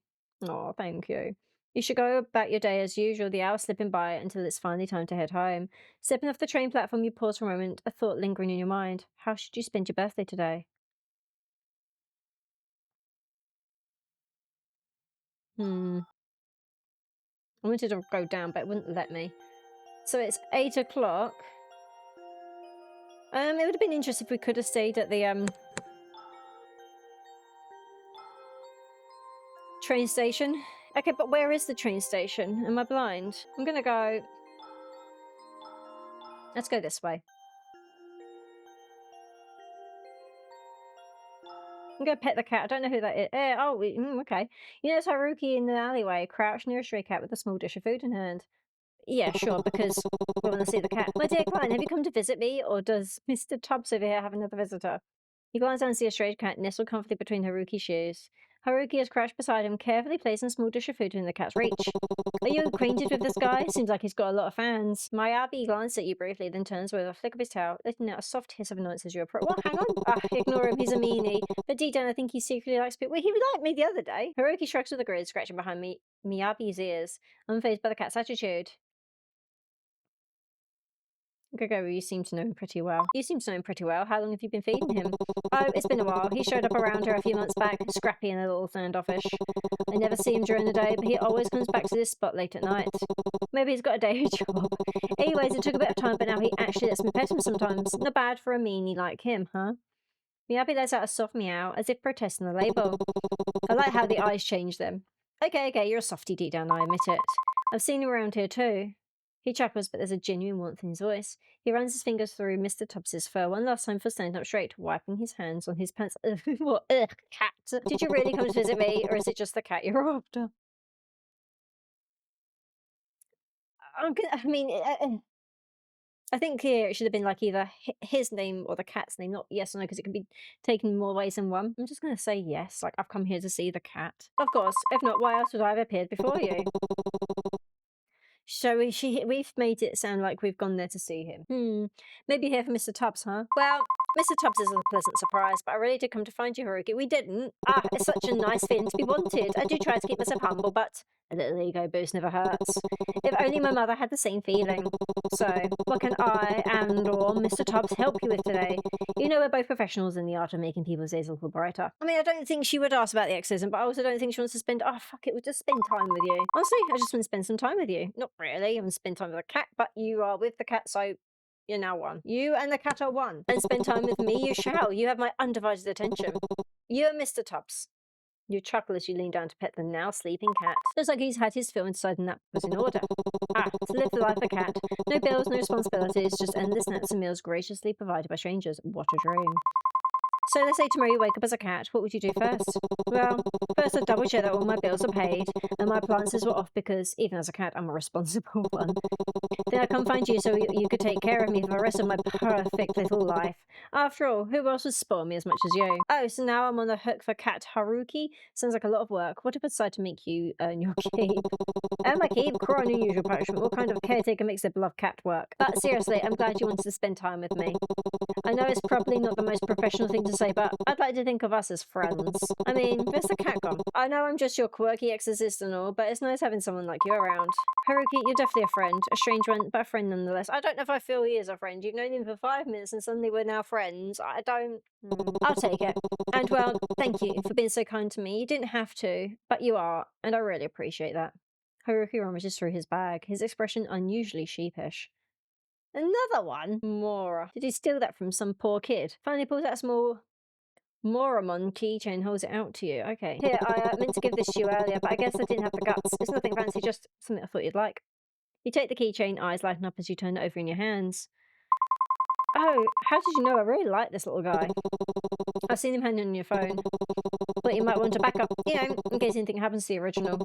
Although I probably shouldn't tell you about the 8-year-old I had to outmaneuver to get, so he did take it from some poor child. You didn't.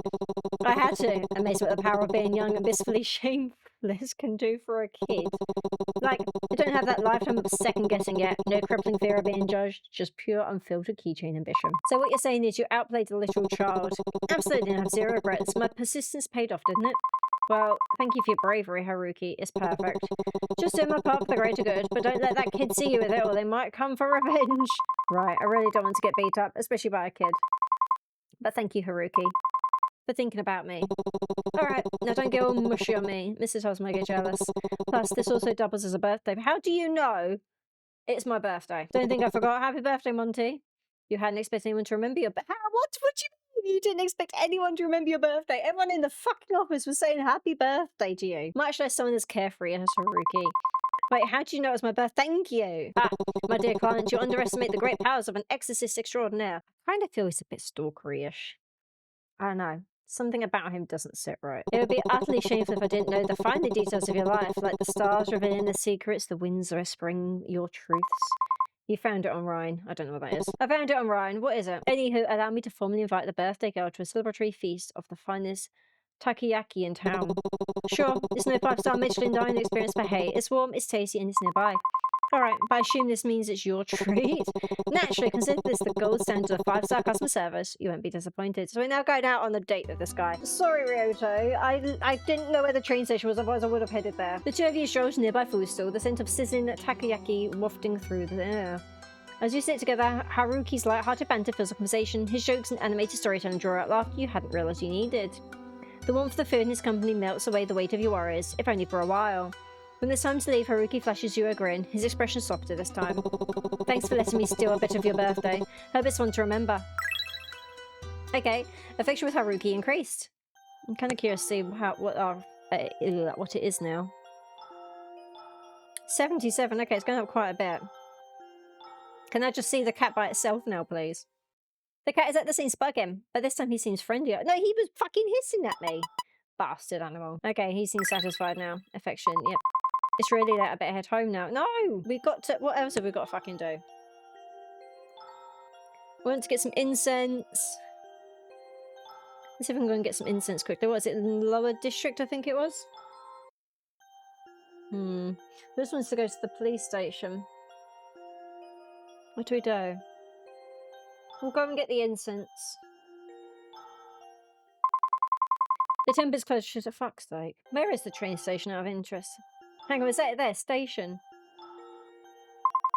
Guess Rotor has left. Well, yeah. We should have gone that 2 hours ago. Fuck, I didn't realise it was there. It's really that I better head home before my... Okay. I kind of feel bad. I would have actually... Well, that's what I would have rather have done, but... Yeah, it doesn't matter. Yeah, let's pester Ren.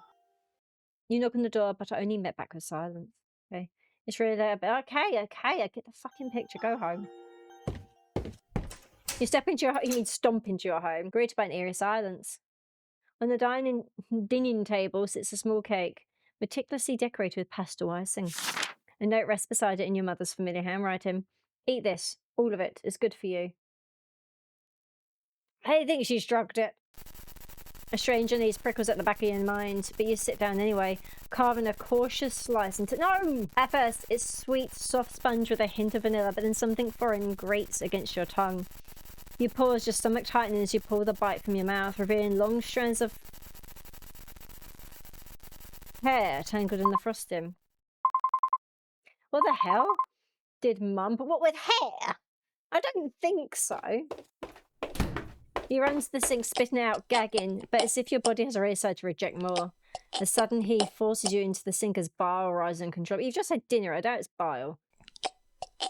The noise! The fucking noise! You continue to vomit, various substances escaping your lips. Your lunch from today, spit and stomach acid and... More hair. It's like something a cat's thrown up. You clutch at the edge of the sink, trembling as more hair spills from your mouth. Clinging to your... Oh, no. This is disgusting. The tang of stomach acid burns your throat, but what follows sends cold terror coursing through your veins. Chunks of meat, raw and glistening, hit the sink with wet, sickening splats. The noise! Freaking stop! You try to catch your breath, but another wave overtakes you. Your body convulses, bringing up more and more hair, bits of undigested food, and then... teeth. Jagged, yellowed teeth rattling against the porcelain basin. Maybe you're hallucinating. Again, you think maybe this isn't real. But the sensation heaving, the burning bile, the slick muck sliding from your mouth is too vivid, too visceral. The grotesque parade of horrors continues, spilling from you like some cursed fountain. Each retch leaves you weaker, yet the torrent doesn't abate. As your trembling hands clutch the edge of the sink, you dare glance at the carnage below, and then you see it. It looks like a face. Amid the hair bow and unidentifiable chunks, something small malformed shifts. It's pink and slimy. It's like a ball of meat alive. It expands and deflates ever so slightly, almost like it's breathing. You notice some of the chunks were teeth, and what seems like an eye staring back at you. You can't seem to form the words that even begin to describe the horror that you produce from the tips of your throat. What? Grabbing the faucet, you turn it on full blast, desperate to erase the nightmare. Water gushes down, carrying clumps of gunk with it, but the sink quickly clogs. Oh, you gotta just push it down. Just jib it. The fetid water pools around the mess, rising in defiance of your efforts. Frustration boils over. You seize the nearest object, a hairbrush, and jam it into the drain, jabbing furiously. The bristles bend and snap as you shove harder, muttering through gritted teeth and shouting. Go down already. She's kind of crazy. I'm wondering if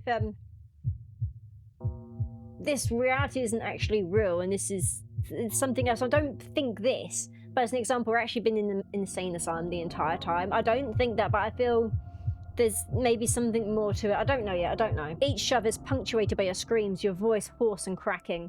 The sink gurgles as bits of the gunk slowly spiral downward, disappearing into the pipes. Oh, is that a hand? It looks like a fucking hand. Finally, the water drains, leaving the basin empty except for lingering streaks of slime. You stand there, panting, your knuckles white as you grip the edge of the counter. The silence that follows is deafening, broken only by your ragged breathing. And then you hear it, faint but unmistakable. A soft, pitiful cry. You stumble back from the sink, your legs shaking uncontrollably, and you collapse onto the floor. Hot tears stream down your face as you gasp for breath, the sound of your own ragged sobs filling the suffocating silence of the kitchen. I didn't mean for this to happen. Please forgive me. You clasp your hands together, so tight until the knuckles turn white, as you pray fervently to anyone or anything that you will listen to your cries. Please forgive me. Kazuki, I'm trying, I swear. I'm trying. I'll find out who did this to you. I'll make them pay. Just please don't hate me. You moved on. Kazuki? I'm sorry, I'm so sorry, please, I'm doing my best. I'll avenge you, I swear. How could you? You moved on? Already? No, I didn't, You're a liar. You've already forgotten me, cheated on me, like none of it mattered. I think this isn't Kazuki, this is her making it up in her head because that's kind of how she feels. No, that's not true. We weren't even really married. You know that. It wasn't real. Not real? Then what were we? Nothing? A lie? Is that what I was to you? Cheater. No, I'm not. Not what? You feel a gentle tug on your sleeve, and as you turn, the familiar glint of light bounce of crimson-tinted glances catches your eye. How did he get in? I sensed a powerful spiritual presence radiating from this area, something I simply couldn't ignore. I rushed here as quickly as I could, but it seems things escalated. Are you alright, my dear client? You're not okay. Your breathing is uneven, and your hands are trembling at your sides. You're the furthest thing from okay right now. No, the cake, the hair, the things that keep happening. No, I'm not okay, Haruki. None of this is okay. It's getting worse, all of it. The things I'm seeing, the sounds in my head. It's like I can't escape it. No, I'm not okay, Haruki. None of this is okay. It's getting worse. All of it. The things I'm seeing, the sounds in my head. It's like I can't escape it. I like I just step. Oh, I love it. I love it. Haruki steps closer, concern etched on his face. Maybe this is my fault. Maybe I did something to deserve all of this. The noise starts creeping in, louder and louder, like static crackling through your thoughts. You clutch your head, trying to push it out, but it only gets worse. I can't take this anymore. Before the panic overtakes you completely, Haruki grabs you firmly by the shoulders. His voice cuts through the storm in your mind, steady and grounding. Hey, look at me. It's okay. It's not your fault, alright? None of this has ever been your fault. You're trying. You're doing everything you can. For a moment, his words give you pause, but then the frustration boils over, sharp and hot. Everyone keeps saying that it's not my fault, that I'm not doing my best. But bad things keep happening, Haruki, over and over again. What's the point? What's the point of trying when nothing ever gets better? You asked me before why my arms are littered with spiritual talismans. Well, each one of them wards off a spirit from a botched exorcism. After my first failure, I thought, I'll grow. I'll get better. But then I messed up so badly that I can't even think about it without feeling that same guilt all over again. His gaze meets yours, and you notice something in his eyes, a flicker of uncertainty that feels achingly familiar. And the worst part, the bad things didn't stop after that. They kept coming, they keep coming. There are days I feel useless, like nothing I do will ever make up for what I couldn't fix back then. But if even one small thing I do now can help, if it can make someone's day just a little brighter or ease their pain, even for a moment, then it's worth it. And I hope you can feel the same way someday, because no matter how dark it gets, the fact that you're still here, still fighting, it matters. His words hang in the air, heavy but grounding, and for the first time in a while, the noise in your head begins to quiet. His gaze flickers over you, taking in the chaos around you with a sharp intensity. After a brief pause, he reaches out, taking your hand gently in his. Turn it over, he holds it before him, his eyes narrow as he studies your palm with quiet focus. He's probably going to see that mark, I imagine. Late again. I'm sorry. I tried to hold it back. I might need more time, but I wanted to keep you out of this. But given how close we are, and the trust you've placed in me, I can't keep this from you anymore. This is intriguing. I think you know deep down, whatever's haunting you isn't Kazuki. No, this is all my fault. Kazuki, he's angry that I'm not doing anything about his death. Just living my life while he's dead. It's not fair. It's... Do you really believe that? Do you think Kazuki would have carried that much hatred in his heart to hurt you like this? His words force you to confront the truth you've buried beneath the layers of grief and guilt. Slowly, fragments of memory resurface. You finally stop shaking. You were so wrapped up in everything, all the bad memories that surrounded his death and the memory that he had become, that you had forgotten the person he was. Kind, caring, sweet. A friend. And you miss him dearly. He was kind. But he was ambitious. Before his death, he worked a lot, late into the night even. He always said he was too close to his next big hit. I just wish he would have told me before he... Some people aren't very good at asking for help. I should know. I'm sorry. I thought the less you knew, the better. I didn't want to make things harder for you. No, I probably wouldn't have listened anyways. Haruki, thank you. He releases your hands at last, a small smile tucking the corners of his mouth. Of course, anything for you, my dear client. You say client, and you say friend, and I'm very curious to still know how you got into my house and are in my bathroom with me. You roll your eyes, the warmth in his tone making the nickname less irritating than usual. Will you stop calling me that? I don't think I've ever heard you call my name. Then... Monty? I mean, it seems weird. No, that's too embarrassing. I'll stick to the tried and true nicknames. Thank you very much. But anyways, about the thing haunting you. It's an evil spirit that has latched onto you. From what I can tell, it's tied to something in your past, though I haven't quite figured out what yet. What I do know is that it feeds off your energy, especially your sanity. And, judging by the state of things, it's been festering pretty well these past few months. I'm still working on finding its source, or why it chose you in the first place, but I'm here for you no matter what. I can't help you make the right choices, but I can hopefully make the journey a little easier. So whatever decisions you choose to make in the future, I'll support it with my whole heart. I just find it so confusing. We've known this guy, what, a couple of days. I don't know, it feels weird.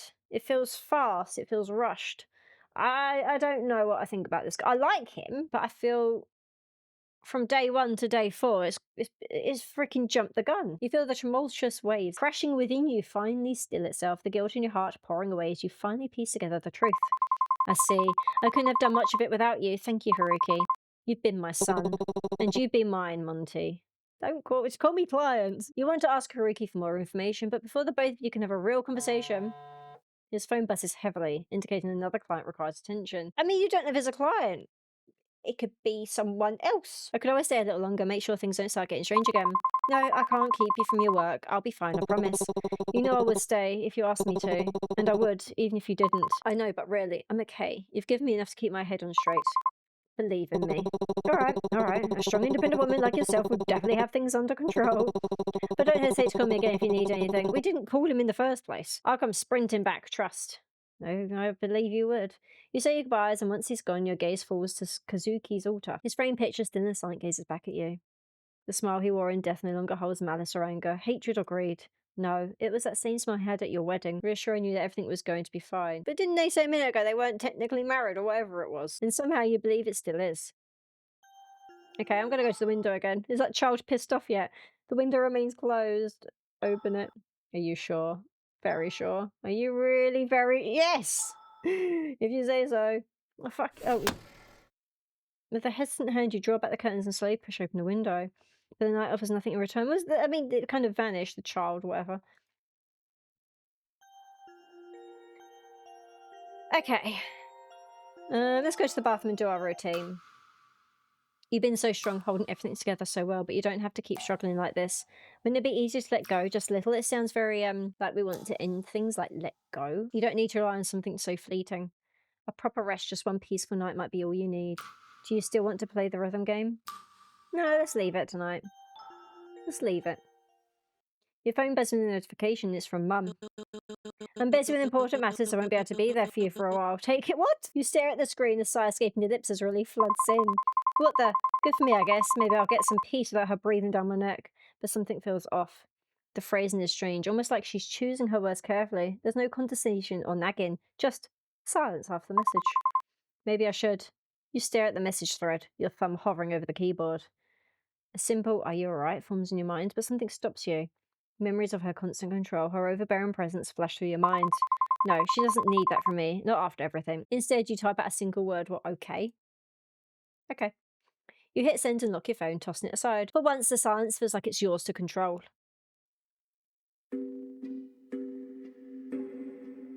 Okay, so this is us, I imagine. The funny thing about curses, they have a way of sticking around, don't they? Once upon a time, back in an era where laws were powerful and spirits were just as real as the air we breathe, there was a tale that began with a powerful man and a simple girl. They weren't, I suppose, to meet, much less fall in love. They weren't okay, I missed that. The girl had a way of drawing people in. Even those who should have known better. The gap there kind of confused me. Couldn't help but get caught up in her orbit, and where sorrow lingers, darker things are never far behind. Drawn not by her, but by the quiet ache clinging to the ones around her. Despite everything, she had to protect them. So she made a sacrifice, one meant to save everyone she cared about. But sacrifices like that come with a price. In the final moments, a wish was formed. Something simple, something all too human. But even the smallest wishes can have powerful consequences. And so, a curse was born. One that tied her fate to those around her. This is intriguing. Locking them all in a cycle they couldn't escape. Because obviously I saw Haruki there, I saw the other characters we've been meeting, not until she made a choice, not until someone was brave enough to break the pattern. So here we are, curses, gods, ghosts, and a whole lot of unresolved tension. But hey, no pressure. In the end, it's all about who you choose. No big deal, right? Is that the end of the demo? Because it feels like it. Nope, day 5. Okay, I think this is the last day. I think. I don't know. You dream of the past few days, your fragmented memories stitched together in a haze of sleep. Faces flicker in and out, voices echo in half-formed thoughts. You're seeing people again, connecting, resurfacing from the place you'd buried yourself in for so long. You're finally crawling out of that pit that you spent in for the last few months. But you're beginning to feel tired. You don't know how long you can keep this up. Hey, it's him. Oh, he's got piercings. You dream of Haruki, he's laughing again, effortlessly bright, skipping stones like nothing in the world could weigh him down. You barely know him, yet he looks at you like he's known your sadness forever. There's something about the way he brushes off the dark with jokes and half-serious stories that makes you want to believe in something, anything. And that terrifies you. You don't understand him. A part of you wants to run. You're afraid of what he knows, but something draws you into him. You might be losing your mind. That's Rem. You dream of Ren. He used to just be a name, your neighbour you never thought twice about. But now he's everywhere. In the hallway, on the street, in your dreams. So you like everyone, apparently. It feels like something is guiding him toward you, or dragging him back from the edge. You can't tell if it's fate, or punishment, or mercy. Sometimes it looks like he's carrying a burden too heavy for words, like there's something inside him clawing its way out. You wonder what changed, you wonder why you feel like you're supposed to understand him. Why, when he looks at you, you feel like you're both trapped in the same impossible story. You can't tell if some sort of divine intervention is punishing him or giving him a second chance. You never thought you'd find light again, not after Kazuki's death. But somehow you're still standing, still breathing, still piecing yourself together bit by bit. Maybe he's watching over you. He would have probably said something like, "You should believe in yourself more, Monty." It feels weird using my name, if I'm honest. You're strong in your own way. You've done well. I'm proud of you. I haven't done much, but you've done well. Better than anyone expected from you.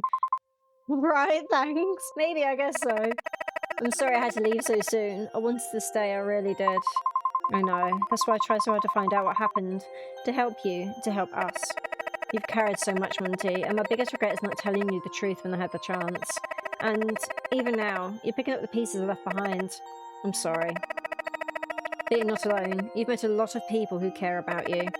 They really do love you, and as jealous as that makes me, you might love them too. Or at least grow to. I hope my memories won't stop you from living your life. What we had, it meant the world to me. Even if it was short-lived, it mattered. You mattered. In this life and the ones before it. Thank you. I hope to see you soon, but I know that you'll be making your choice soon. Or maybe by the time you see this, you've already done so. Regardless, I love you.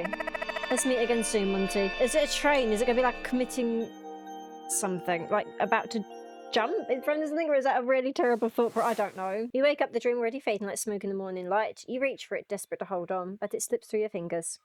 You're sure it was something kind, something warm, yet all that's left is an empty ache where the memory should be. For a moment you just lie there, stuck between sleep and waking, trying to hold on to the quiet before everything comes rushing back. And then you remember. The worry settles in again, heavy and familiar. You grab your phone from the nightstand, hoping, stupidly maybe, that there's something waiting for you. Nothing. No messages, no calls. Still nothing from her. You stare at the screen for a while, your chest getting tighter. Maybe something did happen. Maybe something's wrong. You want to text her, you almost do, but your fingers freeze. What if she says something you don't want to hear? What if she says nothing at all? She's your mum. You care about her. Despite everything that has happened, you still do, right? You pull the blanket tight around yourself, trying to block out the awful feeling in your chest. I'm a good daughter, you tell yourself. I am. That's cooler. You pick up the phone gingerly and ring your mum. It rings once. It rings twice. But again, nothing happens. Why do I even bother? She's not worth it. Suddenly your phone buzzes, and despite the mental turmoil a few seconds ago, you snatch your phone, frantically unlocking a new message from your mum. Please stop calling this number. As I said before, I will be gone for a while. Keep your heart open and seek out our wisdom. Okay. There it is again, that sense of unease. With everything that's happened last night, and this weird thing going on with Mum, maybe I should call in sick today. Hey, I'm really sorry, but I'm not feeling great today. I don't think I'll be able to come in. I understand. Is everything alright? Is Susie our boss? Yeah, it's nothing big, just tired, I guess. I'll be fine after some rest. Are you sure? You know I'll always be here if you need anything, Monty. I know, I'm just tired, that's all. I just need a bit more sleep. Alright, take it easy, okay? If you need anything, even just someone to talk to, I'm around. Thanks, Shota, I appreciate it. Of course, get some rest. You switch off your phone and slip into bed. The sun hasn't fully risen yet, but the morning sun feels cold and sterile, reminiscent of the night before. You close your eyes, but your thoughts claw their way back to your mother. You try not to think about her, you try not to care, but the fear creeps in anyway, quiet like the never-ending noise in your head. Your skin feels damp with sweat, the sheets feel too tight. Your hair tangled around your neck feels like it's choking you. Your pulse does heavy in your chest, louder than it should be. Too loud, too similar. They sound like the drums, like the ones you hear when no one's around. Like something waiting just beyond the edge of sleep. The noise grows until you can't tell if it's in your head or in the walls. And just as your heart begins to race, sleep fondly and unwillingly drags you under. What the fuck is that? I'm getting impatient. I can't stand it. Every heartbeat, every breath she clings to, it grates on me. They keep interfering one after another, like gnats buzzing in my ears. But it's her I want, just her. Just one crack, one slip, Let the fear splinter her resolve. Let the despair hollow her out. I just need her to crack. And then, finally, I can feast. The others? They're moving faster than I anticipated. Their hands are all over the board, pulling her this way, that way, away from me. We have to act now, before she... No, not again. I won't lose her to them again. She won't make the wrong choice. She won't. I just need one more chance, one opening, one whisper in the right ear. If I can reach her again, just once, she'll remember. She'll remember everything, and then she'll come back to me. What? You jolt awake, breath catching in your throat. Your eyes blink against the light, only to realise there is none. How long have I been asleep for? You fumble for your phone, the screen glows to life, two things greet you. The time, 8 p.m, and a single message from your mother. Your heart stutters as you unlock it. The message is short, unmistakable. I'm fine. Okay. You stare, your chest tightens, you don't know what to feel. You never want to linger in communicating with her, a quick word or two usually suffices, and yet, this time, unfamiliar weight coils in your chest, slow and insistent. A flicker of uncertainty, sharp as a spark, begins to burn beneath your ribs, urging you to reach out and ask for more. You want to ask her, are you sure? If something's wrong, please let me know. But instead you hesitate, your fingers hovering over the screen. You know you should, you know you want to, but you can't bring yourself to do it. No, maybe it's nothing. You're just being paranoid, nothing to get too worked up over, as Mum always says. You tap send, but then nothing. The screen pulls with silence, followed by the system error, message failed to send, recipient unavailable. You feel the burning rise again, bubbling up behind your eyes, hot and relentless. She probably turned off her phone and just being overly anxious again. Maybe I should just get out for a bit, run some errands, even if it's late. Okay. You clean yourself up and head out, trying hard not to think about anything else. But no matter how hard you try, her words cling to you because you know far too well how it is to lie so easily. Okay. We have no tasks.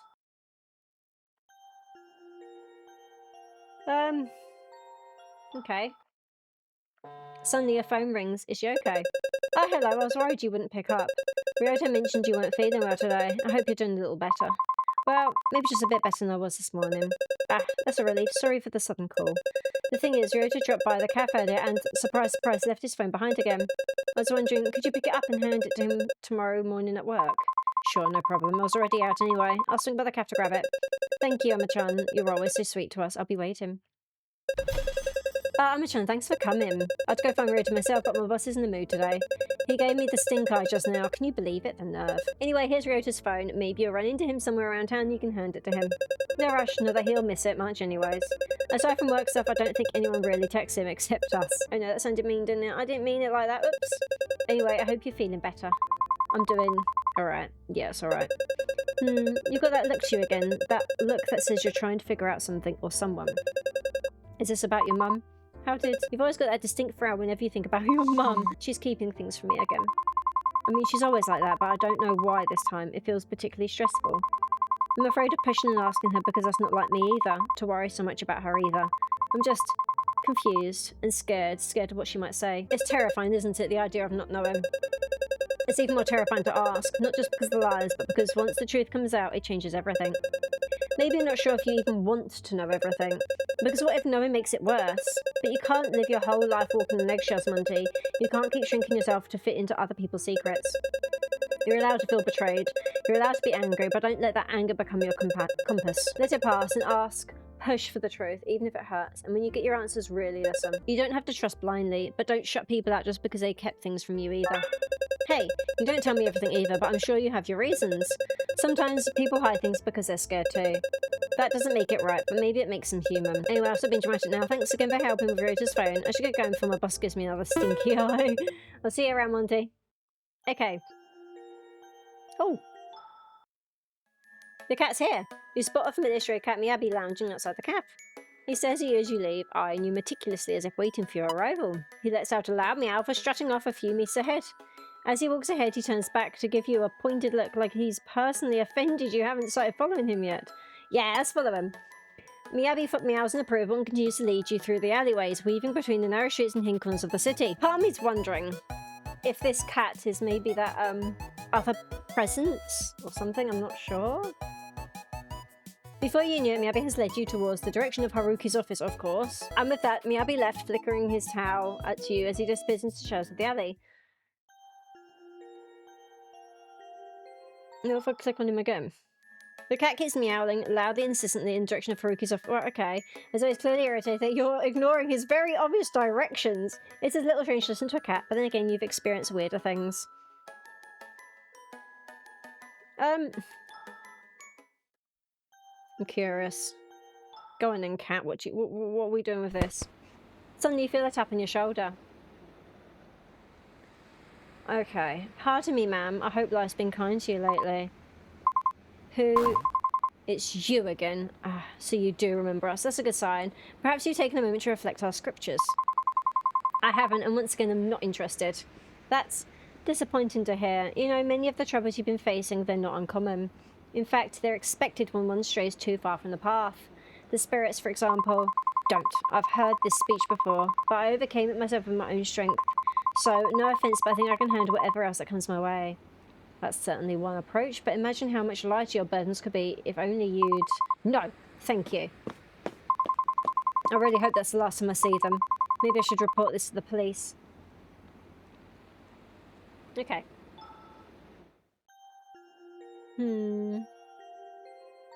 I mean, we could.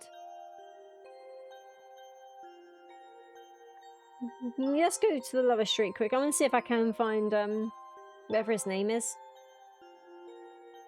But I don't see him anywhere. No, okay, no, I don't see him anywhere, so let's just go to the police station. You hear someone call out your name. Monty, there you are. Footsteps closing fast. Before you can react, you feel the heat of someone's breath against your cheek. Freaking... Oh my god, you're so creepy. I've been looking everywhere for you. The others keep letting you slip through, but not me. I don't blame them, though. They're not exactly persuasive. But you can't keep running from this. You have to listen. There's not much time left. Come with us. You'll see. You'll understand. I said no. Stay away from me. You try to push him away, but he only steps closer. His eyes dark and unyielding. You don't get it. They don't want us to tell you anything, but I know you want to know. It's tearing you apart, isn't it? That emptiness, that fear. I can take it away, right now. All you have to do is follow me. The stranger reached out to grab your arm, but stops himself, slightly hovering above your skin. One step is all it takes. No, I'm not going anywhere with you. Oh, he jumped closer. You don't understand what's at stake, so just come with us. He'll guide you to salvation. I told you no, stay back. This isn't just about you anymore. I have to do this, for all our sakes. His hands shoot out, gripping your wrists. It's cold, firm and desperate. What the? Let go of me! Someone help! You scan your surroundings, but the people nearby avert their eyes, walking faster, pretending not to see. Great. You twist, fight, your heart pounds and his grip tightens. He'll save us, all of us, through me, through you. Let her fucking smile again. What was that noise? It hurts. What's wrong with you? Let go. In his agony, his grip falters. You yank yourself free, stumbling back and running, leaving him behind, writhing, babbling in broken fragments. What happened there? Should try the police station again? There we go. You make way to the police station. The officer you usually speak with isn't around. You look around and all you see is his empty desk piled with paperwork. For a moment you think about calling out to him, but then you remember the look on his face the last time. That tired, vaguely irritated expression when he realized it was you again. You decide against it, but then you see it, as though waiting to greet you. You see a file titled Shimizu. Shimizu, is that right? Kazuki. It's been buried under a few other folders with a single post-it note on the top reading, "To be filed in storage." You could open it. Maybe there's something inside, an overlooked clue, a buried detail, or even something they've deliberately kept from you. Then again, maybe it's just another dead end. You hesitate. Is it worth digging all of this up again? Worth the risk of peeling back the layers only to find nothing and feel that same crushing disappointment? Or you could find something that will make these past few months of endless searching mean something. It could be the thread you've been grasping for all along is just within your grasp. Yep, I'm going to scan it, because I want to know. I'd rather know than not know. You reach out with trembling hands, rifling hastily through the stack of old files. Your eyes skim across familiar lines, skipping through the things you already know. Shoes found along the riverbank, belongings washed up after the storm, body not found. Nothing new, just the same haunting fragments of a story you already know too well.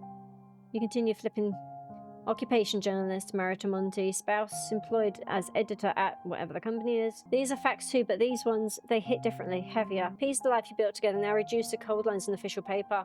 Then something catches your eye. Last seen leaving this place of residence at 8:30 p.m. At 9 p.m, a passerby reported seeing someone drowning. Police arrived at 9:15. Shoes and some clothing recovered. A wedding ring returned by the civilian who witnessed the drowning. So what, they just jumped in and thought, right, I'll take that off and bring that safely back. The wedding ring. I never got the ring back, okay. And then you see it tucked at the bottom of the form. The civilian ring. Okay, that's interesting. The ring was eventually collected by the deceased mother-in-law. Your mother. The ring. They knew. They knew about the ring. She knew about the ring.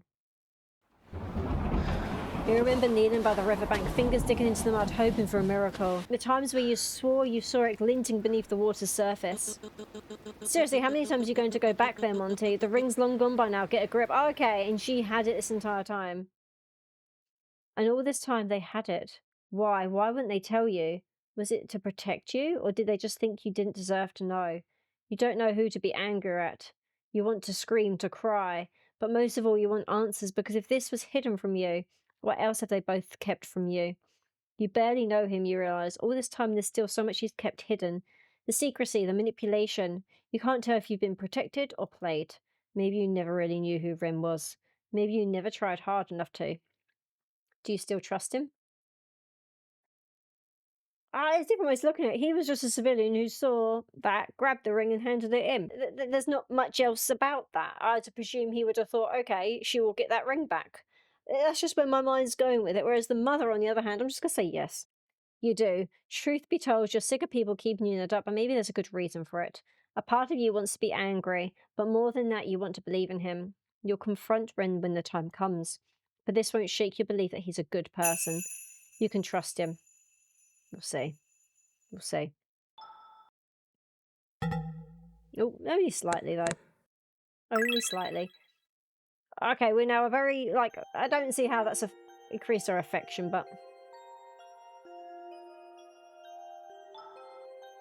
Don't know where he'd be. Should go to the temple quickly? I think it's probably closed.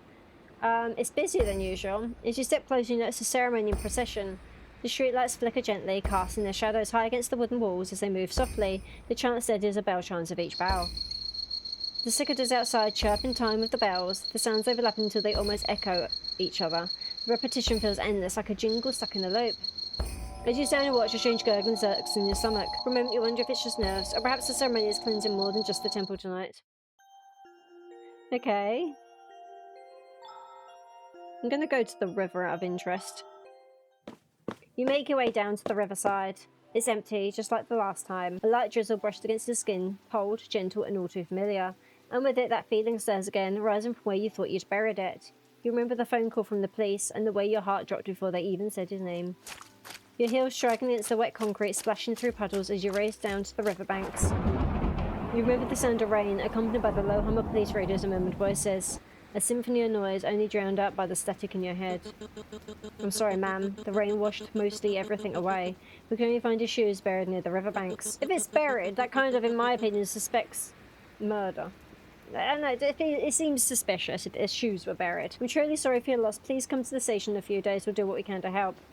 They meant well, but nothing they said could reach you. I accidentally skipped that. Even now, standing here with nothing but the quiet ripple of the river and the sting of rain, you miss him. You always will. No matter how much time passes, you wipe away a tear, one you hadn't even realised had fallen. Your hand moves on their own now, digging through the damp grass, fingers slipping into the cold, wet earth. Something inside you burns. It's urgent and yet aimless.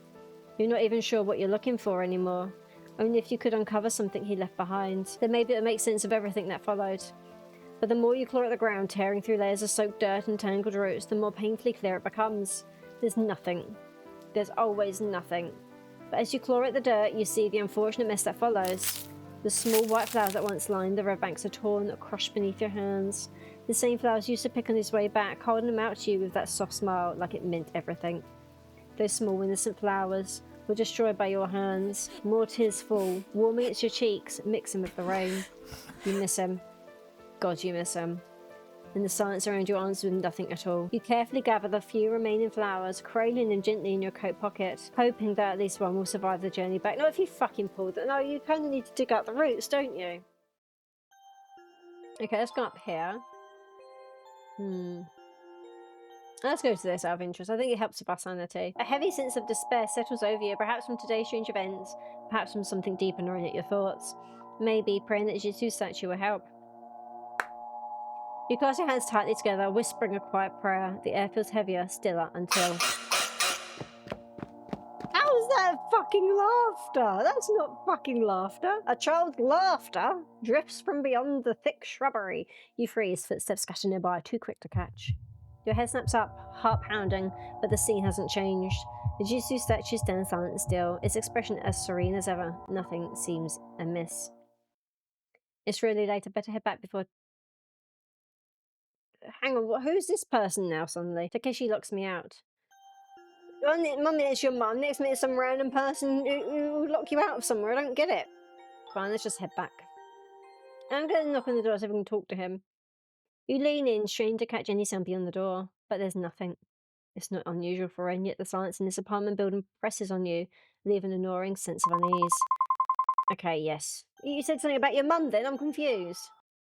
You hear footsteps approaching from behind. Oh, for fucking hell. Hello, man. We need to get in. Honestly, you'd want a restraining order against these people, wouldn't you? You again. No matter how many people you send to me, I don't want to hear it. So listen to me for the last time. I don't want anything to do with your organisation, so leave me alone. Yes, you made that perfectly clear. Twice, in fact. But this isn't about you. It's about your mother. Okay. My mother. She has finally embraced the full potential of our Lord Hiroshi no Kami. She's transcended. She's become one with him. What are you talking about? Where is she? As I said, she has risen in ranks and she is one with the Lord now. We can help you too, just as we helped her. So come, follow us. We'll give you salvation. No, just tell me where she is. She's with us, and judging by the look on your face, you're worried. She sent you a message, didn't she? What did it say? She said she's fine, but... And now you choose to play the loving daughter. How convenient. You ignored her for so long, and suddenly her absence means something to you? What do you know about our relationship? I do care about her. Things are just complex and the relationship is complicated. And don't you want to fix that? It's not too late. You can still have the love you always longed for. It's always within your reach as long as you join us. Oh, no. Your phone rings, slicing through the tension like a blade. I need to answer this. Wait there, cultist person. I just need to take this call. Hello? Monty, something's wrong. It's Kazuki's spirit. He's acting up again. Stop acting up, you naughty spirit. Worse than before. I think there's some kind of auspicious date today that's tied to his death. What? Okay. I didn't realise it until now, and I think it's triggered something in him. Kazuki? What's happening? What's wrong with him? Whatever's been haunting that house is getting stronger and more aggressive. But Haruki, I thought you said it wasn't Kazuki causing it. Look, I think you'd better come home. Fast. I'm already here waiting for you. Just hurry, okay? I am at home. Someone won't let me into my own house. I have to go. Please, just tell my mother to contact me directly. Wait, you don't have to go. Come back. Piss off. Haruki, what's going on? He just suddenly appeared. What's happening with the spirits? Are you alright? Monty, I was wrong. I thought I could handle them. But they're too strong. They're overwhelming me. I can't hold them back anymore. Not alone. What do you mean? I'll help you. Just tell me what you need. No, it's not enough. Not for this.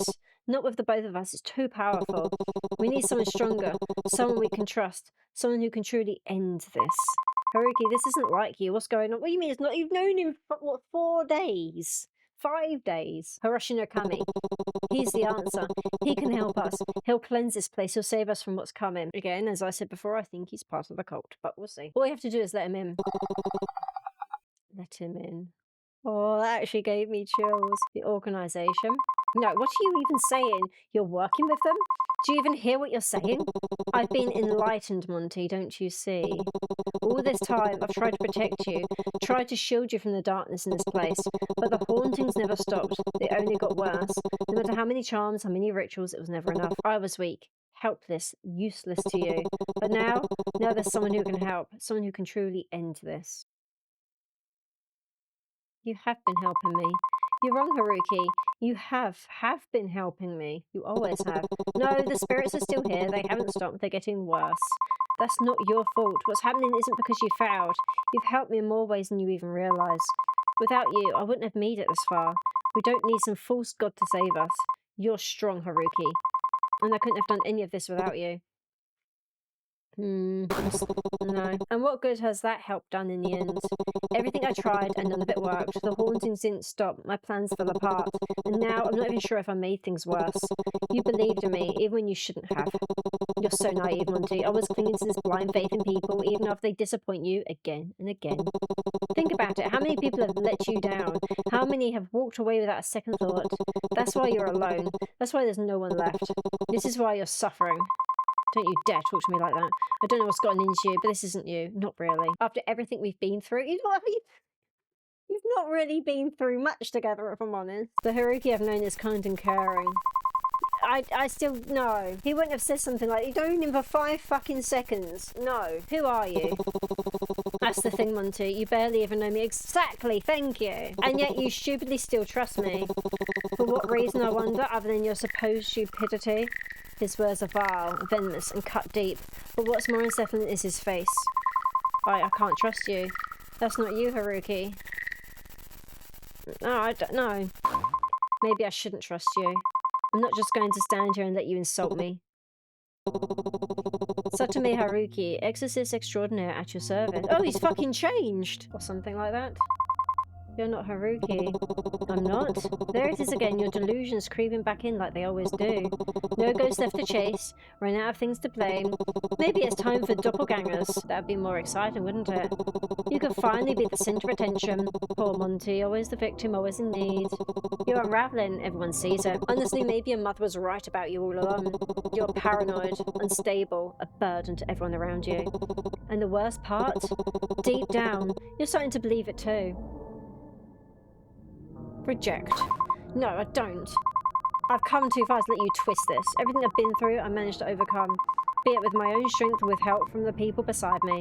I know that, and deep down you know it too. You're not Haruki. I don't know what kind of spirit you are, what you're trying to be, but I'm not falling for it. Not this time. I'm not backing down. I am stronger than you, and you're not going to hurt me anymore. Oh well, you figured it out.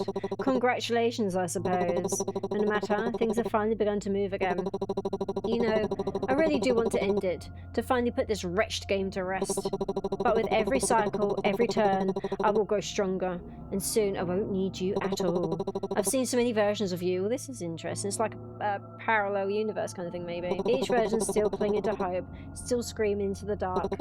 But you always come back. You always try, and I always win.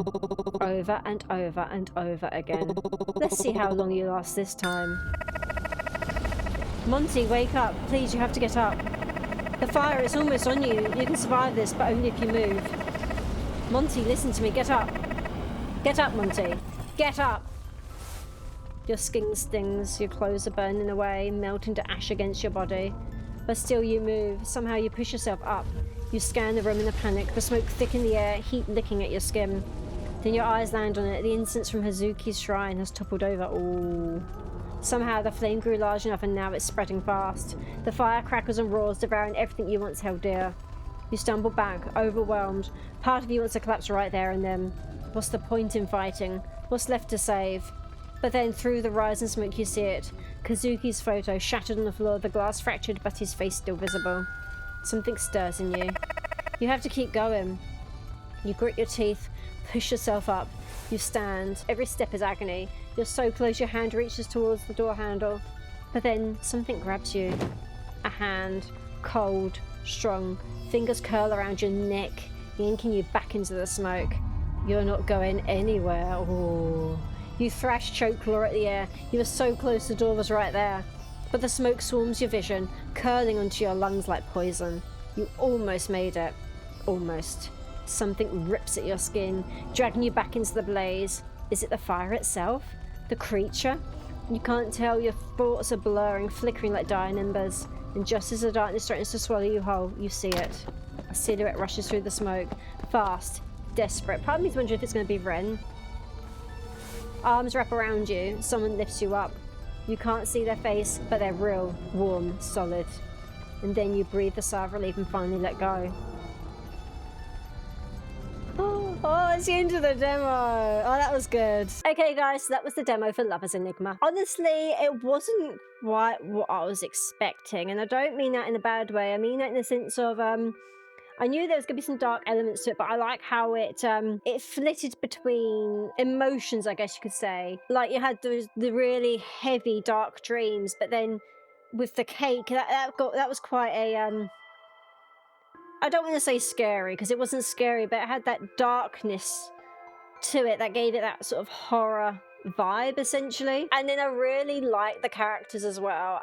They're all very different, they're very unique, even the way they talk. I really like that. And also I really like how the game looked, how it had that sort of Pokemon vibe when you're moving around the town, how it was all black and white, but then you had the snippets of color where you had like the cinematic images, so that way you got a real proper sense of the characters and their colors and their vibrance, or dreariness, however you want to word it. But it didn't rely heavily on just that. It was just like a little snippet, and it just gave that little bit of variety, I would say. It just kind of reminded me of so many different things. I said, like Pokemon, with the color, it gave me Amnesia memory vibes, especially of how the characters looked, how stylized they were, I want to say. And there's a lot going on, and I'm very curious to see how each of the endings are going to unfold, how our choices reflect the story and the characters, and how I think you can romance them, but at the moment I'm not quite sure how, because it's quite a deep, dark story. But at the moment, Haruki's character kind of reminds me, if you've played Amnesia Memories, he kind of reminds me of the